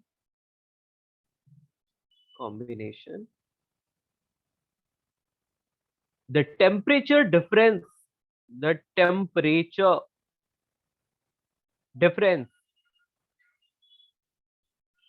across each rod will be same। पहले क्या सेम था, करंट सेम था, अब क्या सेम है, टेम्परेचर डिफरेंस, ओके। तो पैरेलल कॉम्बिनेशन में सबके अक्रॉस टेम्परेचर डिफरेंस सेम होता है, ये बात आपको याद रखनी है। वो सबके अक्रॉस कितना है, TH माइनस TC ही है। Hence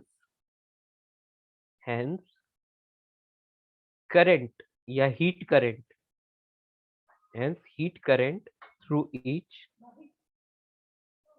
through each will be different।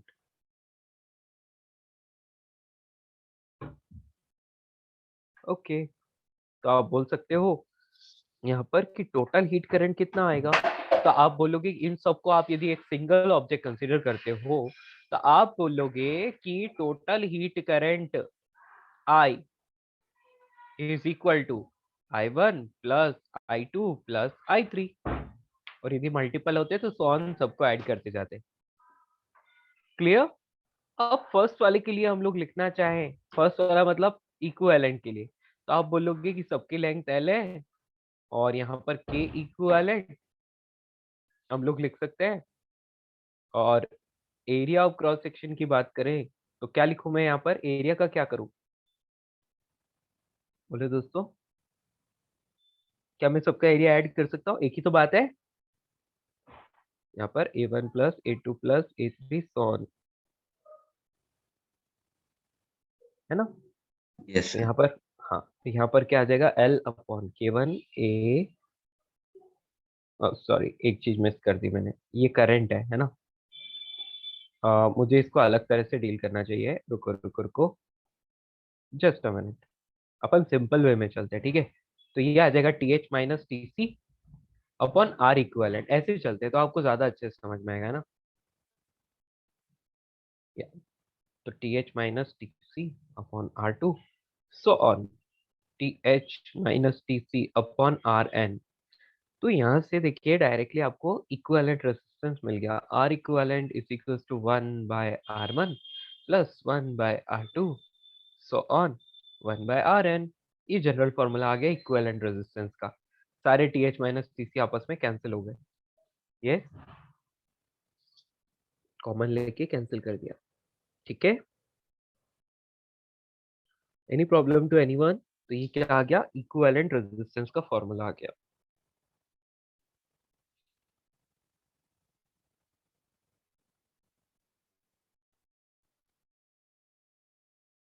Note कर लो इसको जल्दी से, डायग्राम बनाना मत भूलना। Can you scroll? यहाँ तक सफिशिएंट है। Yes sir.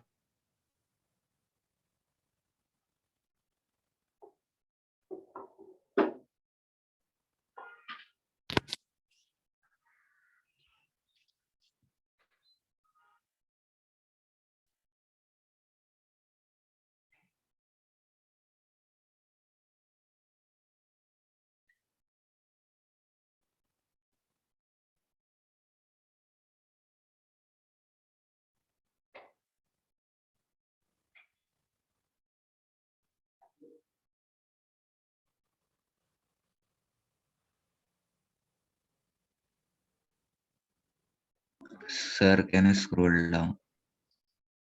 Yes. So 1 minute.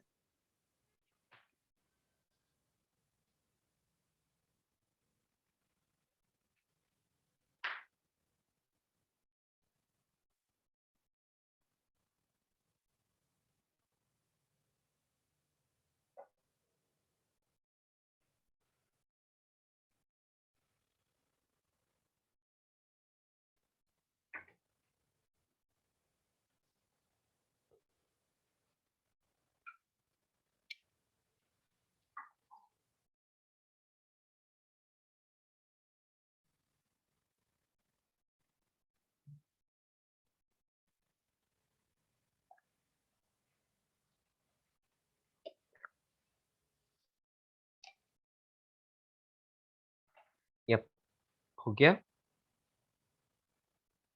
Yes sir. बेटा हमेशा याद रखना, पैरेलल में टेम्परेचर डिफरेंस सेम होता है लेकिन सीरीज में करंट सेम होता है, ठीक है। सर यहाँ पे वो सेम इलेक्ट्रिसिटी वाला जैसे लॉज ही लग रहे हैं ना, वहाँ भी सेम ही फॉर्मूला है। हाँ बेटा, वहां पर देखो ये बिल्कुल सेम पैटर्न में चलती है ये चीजें, है ना, इसीलिए वहां पे भी पैरेलल कॉम्बिनेशन में इसी तरह से रेजिस्टेंस फाइंड करते थे हम लोग, है ना। चलिए अब इसको सॉल्व करते हैं। तो नाउ ये तो आ गया आपका इक्विवेलेंट रेजिस्टेंस। नाउ इक्व हाँ बेटा कुछ पूछ One रहे हो? second, can you show the diagram? I'll take a screenshot. या Sir, over here, Yes, length sir. of rods will be equal, no? क्या बेटा, यहाँ पर क्या इक्वल होगा? Length of rod. हाँ यस यस यस यस बेटा, बिल्कुल यहाँ पर लेंथ इक्वल होना जरूरी है ना। कि इक्वल नहीं होगी तो रॉड रॉड छोटी हो जाएगी तो वो दोनों तरफ से कनेक्ट नहीं हो पाएगी ना, इसीलिए। चलिए सो आगे बढ़ते हैं। Now I will talk about equivalent thermal conductivity. तो अब थर्मल कंडक्टिविटी के लिए क्या करेंगे हम लोग, इसको लिख सकते हैं क्या, L अपॉन के इक्विवेलेंट, और एरिया टोटल एरिया है ना, क्योंकि बेटा जो ये जो जंक्शन है उससे ये फर्स्ट का एरिया, सेकंड का एरिया, थर्ड का एरिया, तो वो सारे क्रॉस सेक्शन एडेड है ना। तो टोटल एरिया को हम लोग ऐड कर सकते हैं, ठीक है। और यहाँ पर आप क्या लिखोगे, L1 यहाँ पर K1 A1, तो लेंथ तो सेम ही है सबकी, इसलिए कोई दिक्कत वाली बात नहीं है ना। यहाँ प्लस K2 यहाँ पर A2 और यहाँ पर L, सो ऑन चलता जाएगा। तो आपको यहाँ पर क्या मिल रहा है, सारे L आपस में कैंसिल हो जाएंगे, तो K equivalent is equals to K1 A1 plus K2 A2 so on Kn AN divide by total area, ठीक है। बेटा कॉन्सेप्ट याद रखना तो इजी रहेगा आपके लिए।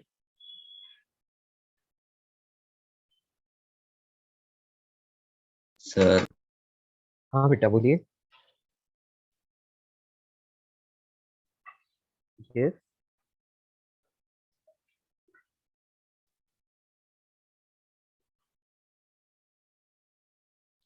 For n slabs of equal area के इक्विवेलेंट, तो सबका एरिया सेम है, तो सारा एरिया नीचे वाला एरिया तो हो जाएगा n टाइम्स, तो ये आ जाएगा K1 plus K2 so on Kn divide by n, है ना, ओवर।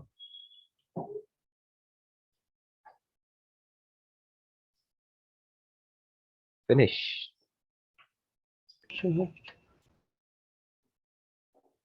Sir, हाँ बोलो बेटा। the only difference between the rods is the area and the conductivity वाला ना। हाँ K. हाँ बेटा, ठीक है। तो यहाँ पर लास्ट वाले में मैंने क्या कंसीडर किया, सबका एरिया सेम ले लिया है ना, बाकी फॉर्मूले सारे वैसे ही है, बस आपको सीरीज और पैरेलल के लिए सेम जैसे अपन करंट इलेक्ट्रिसिटी में करते थे ना, 10th क्लास में किया था और 12th में फिर से करेंगे, वही चीज है। बस आपको आर की वैल्यू याद रखनी है, L/K होती है।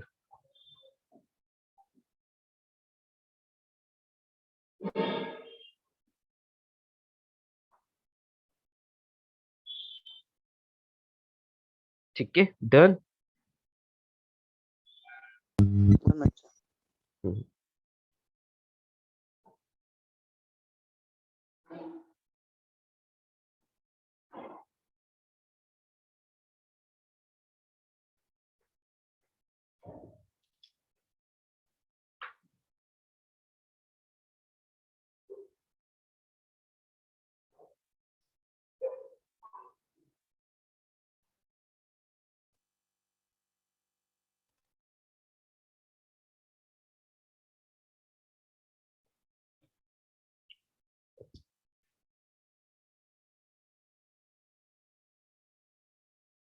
Done, sir. ओके, ठीक है, तो ये सब आपको समझ में आया। अभी अपन लिखते हैं एक एग्जांपल। ठीक है, इसमें मैं सिर्फ 2 रॉड्स ले रहा हूँ, this is 1, this is 2। They are maintained between 100 degree Celsius and 0 degree Celsius. Length दोनों की दे रखी है 10 सेंटीमीटर। एंड फर्स्ट का एरिया A1 A2। A1 को आप ले लो 5 सेंटीमीटर स्क्वायर और A2 को आप ले लो 10 सेंटीमीटर स्क्वायर। K1 की वैल्यू 200 वाट पर मीटर पर डिग्री सेल्सियस, और बेटा K2 की वैल्यू जो है वो है 50 वाट पर मीटर पर डिग्री सेल्सियस। ठीक है, find the total heat current. Find the total heat current. एक चीज तो ये फाइंड करनी है, और क्या क्या फाइंड करना है आपको, और आपको फाइंड करना है equivalent resistance,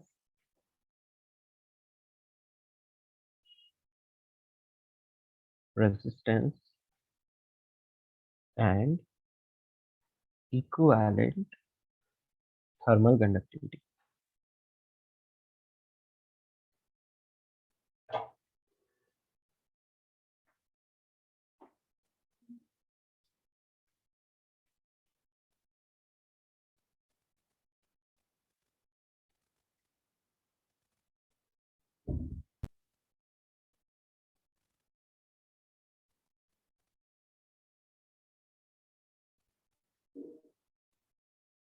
sir yes, sir वो ऊपर वाले फॉर्मूला में आर इक्विवेलेंट को आपने निकालने के लिए उसको एक सिंगल ऑब्जेक्ट कंसिडर किया है ना?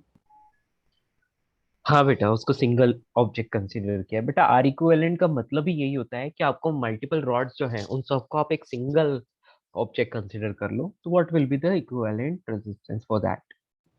अच्छा, that's why you added like the areas and yes बेटा, length तो दैट सेम इज ही व्हाट था। I am. हाँ, ओके।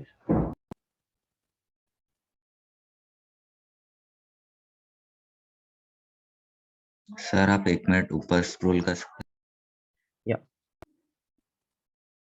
सफिशिएंट, और ज्यादा ऊपर जाना है? हैं? और सर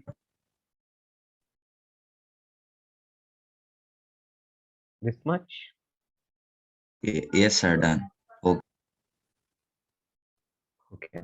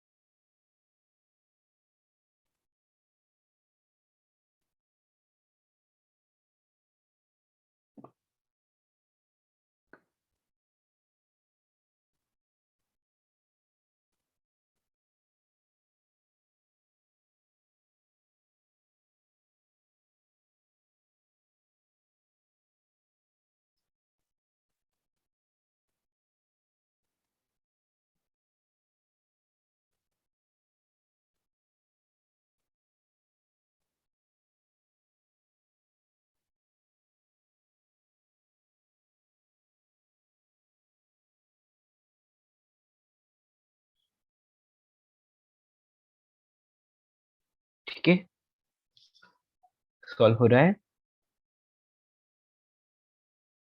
सर 1 मिनट।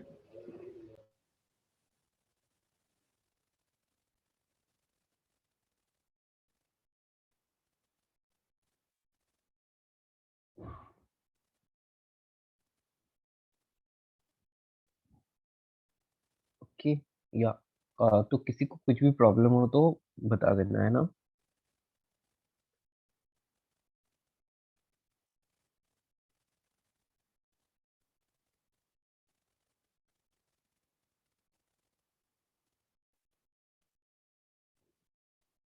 अब चाहे तो सबको ऐसे इंडिविजुअली भी कर सकते हैं। R1 is equals to L1 upon K1A,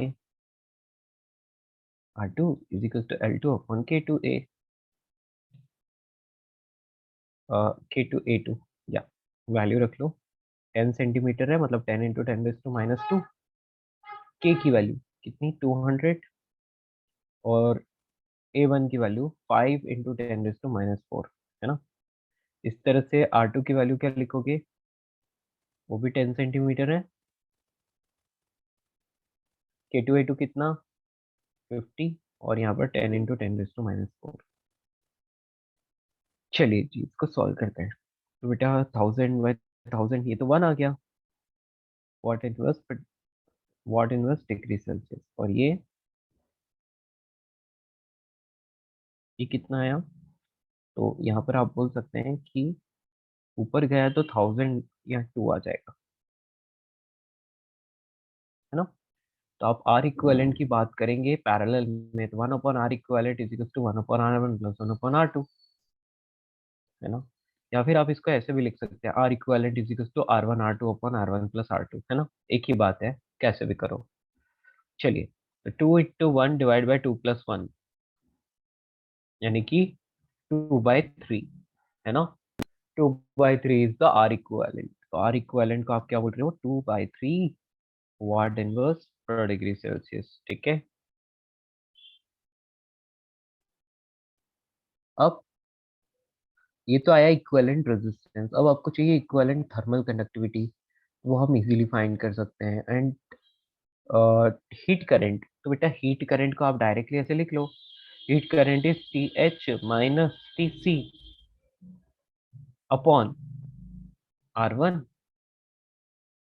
अब वैसे आर इक्विवेलेंट आ गया तो डायरेक्टली अपॉन आर इक्विवेलेंट कर लो, है ना। TH minus TC upon R equivalent, वरना आपको क्या करना पड़ता, TH minus TC upon R1 plus TH minus TC upon R2, ऐसे करना पड़ता। एक ही बात है, अब TH minus TC upon R equivalent कर लो, आंसर आ जाएगा। तो ये आएगा 100 डिवाइड बाई 2/3, तो 300 डिवाइड बाई 2 यानी कि 150, है ना।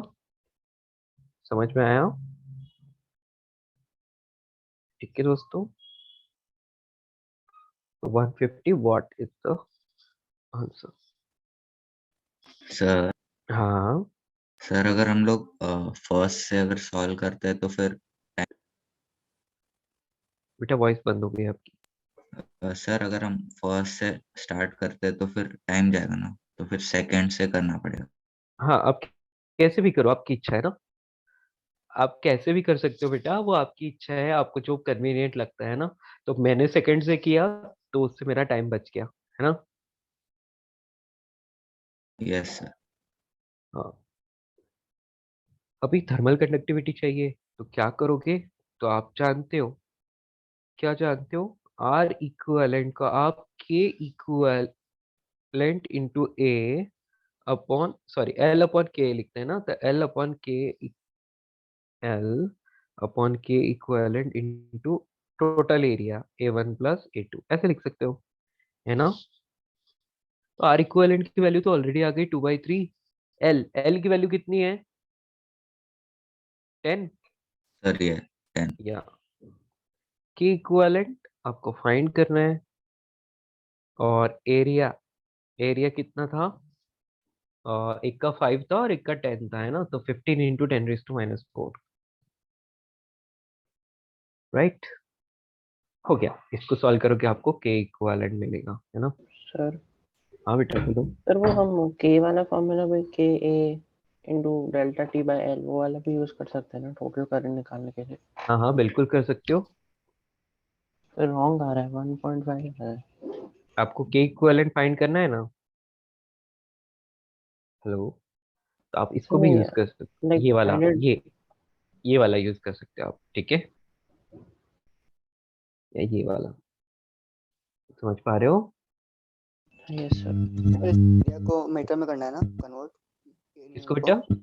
सब ऐसा यूनिट में कन्वर्ट करना पड़ेगा बेटा, को। ओके क्योंकि यहाँ पर LHS इक्वल टू RHS नहीं चल रहा है, यहाँ पर तो हम वैल्यूज फाइंड कर रहे हैं इसलिए। तो यहाँ से आपको के इक्विवेलेंट मिल जाएगा, है ना? ये 2/3, ये 10, सर ये 100 है क्या आंसर? 50। हाँ बेटा, बिल्कुल सही बोल रहे हो, के इक्विवेलेंट की वैल्यू 100 आ रही है, ठीक है? आंसर सर 1.5 आ रहा है हीट करंट वाला मीटर में। क्या बेटा? 1.5 आ रहा था दूसरा मेथड से किया तो।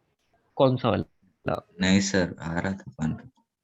अच्छा सर चेक बेटा आप वो रेसिप्रोकल करना भूल गए होगे, है ना?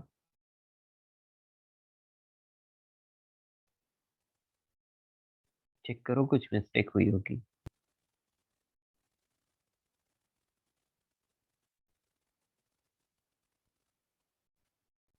ठीक है, हो गया ये? ठीक है, आप इसको घर पे ट्राई करना, थोड़ा स्पेस छोड़ दो। अब हमारा एक इंपॉर्टेंट कॉन्सेप्ट बचा है कंडक्शन में, उसको और कंप्लीट कर लेते हैं, लास्ट फुल एंड फाइनल, ठीक है? जल्दी से लिख लो,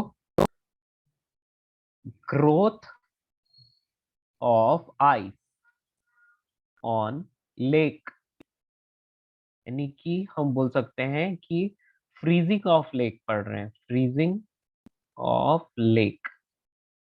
बेटा आप किसी ऐसे प्लेस पर चले गए जहां पर क्या होती है, लेक फ्रीज हो जाती है, तो वहां पर ऑब्वियसली सराउंडिंग टेम्परेचर नेगेटिव होगा। मैं मान लेता हूँ कि दिस इज लेक, ठीक है? ये लेक है, और लेक में ऊपर की तरफ जो टेम्परेचर रहेगा वो हमेशा कुछ नेगेटिव टेम्परेचर रहेगा। तो मैं बोल देता हूँ कि लेट से this is -θ°C temperature, negative temperature है ना?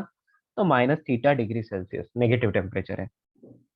फिर हम मान लेते हैं कि आइस जम रही है, तो ऊपर नेगेटिव है, तो यहाँ से यहाँ तक आइस जम चुकी है, ऑलरेडी जम चुकी है।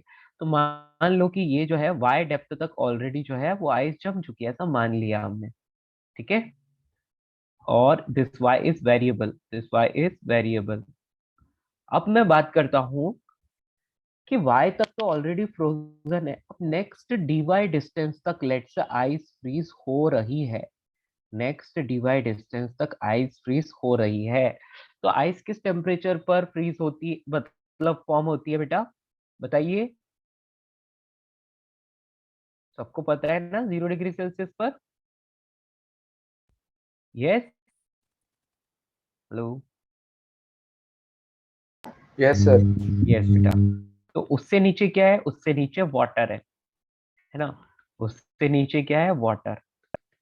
तो अब वाटर में भी जैसे जैसे आप नीचे जाते जाते हो, टेम्परेचर जो है वो चेंज होता जाता है।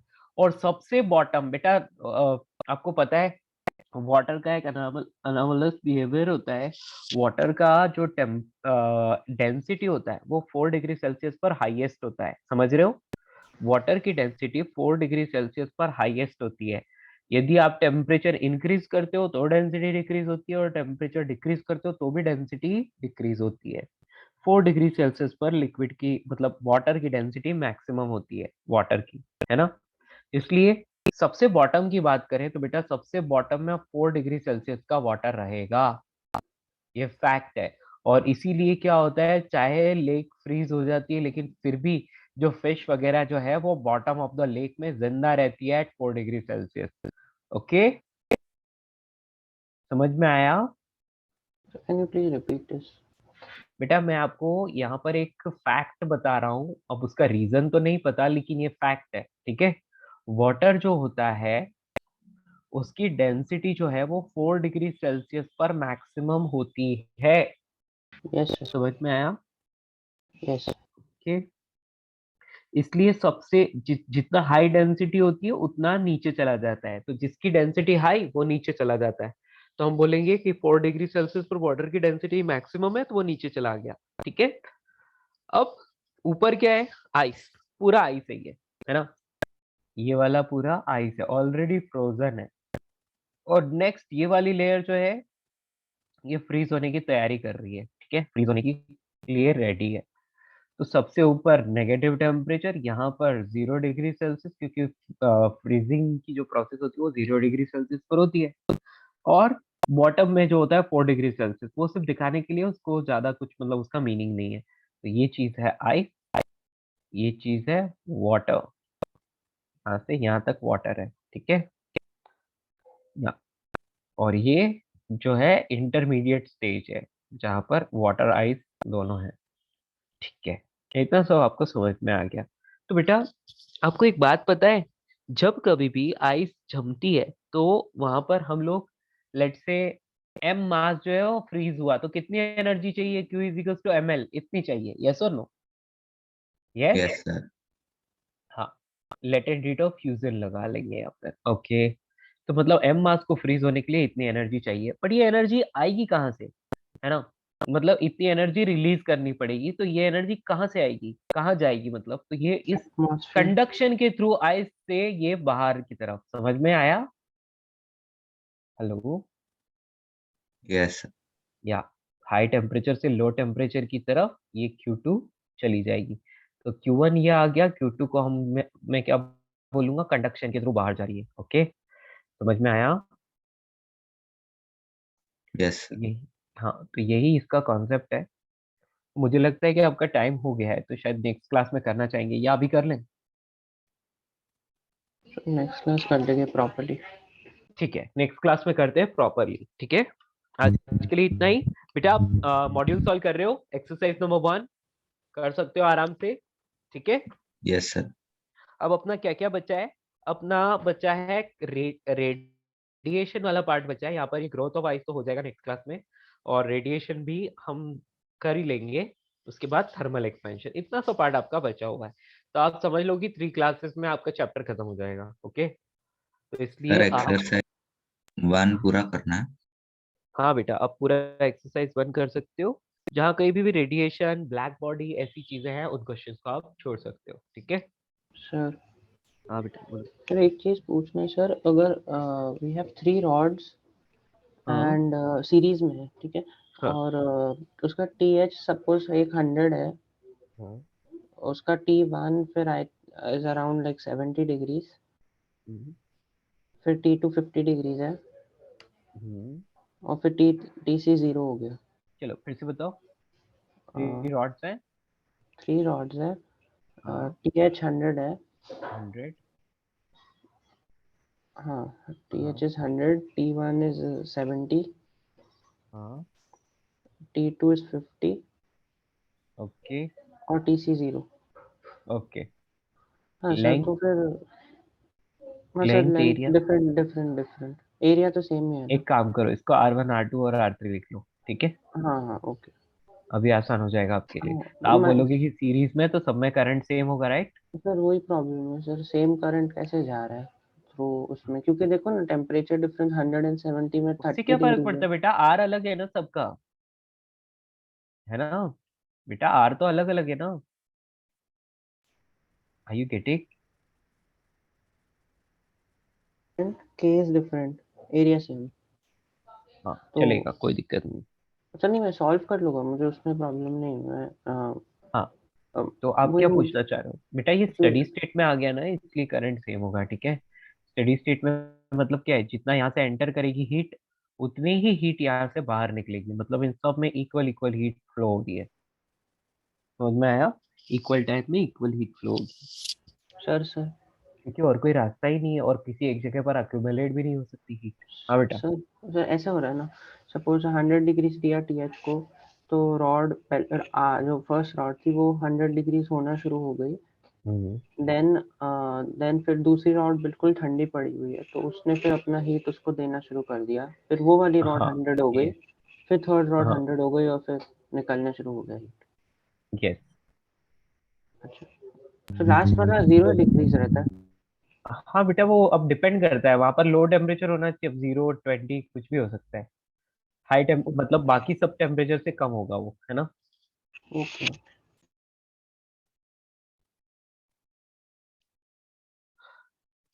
तो मतलब उनका आर इज डिफरेंट, तो हाँ फर्क नहीं पड़ता कि आर डिफरेंट है तो टेम्परेचर डिफरेंस भी तो अलग अलग आ रहा है ना, हाँ यस इसीलिए यदि टेम्परेचर डिफरेंस सेम होता तो आर भी सेम होता फिर।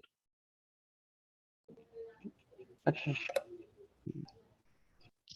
तो आर सेम कैसे होता है टेम्परेचर डिफरेंस पे? आर इज अरे डिपेंडिंग बेटा, ऑन के एल एंड ए ना। बेटा सुनो ना, डेल्टा T1 मतलब आप ये बोल लो कि TH minus T1 upon R1 is equals to T1 minus T2 upon R2। तो हाँ यदि हाँ, ये अच्छा ये टेम्परेचर डिफरेंस सेम हो जाता तो फिर R1 को भी R2 के इक्वल होना पड़ता ना। Yes yes, thank you. Okay चलिए दोस्तों, सबका हो गया।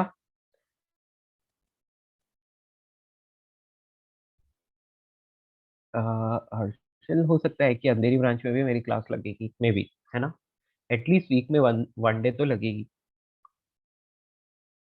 ऐसा अभी तक लगता है। लेट्स सी, जो भी होगा पता चलेगा।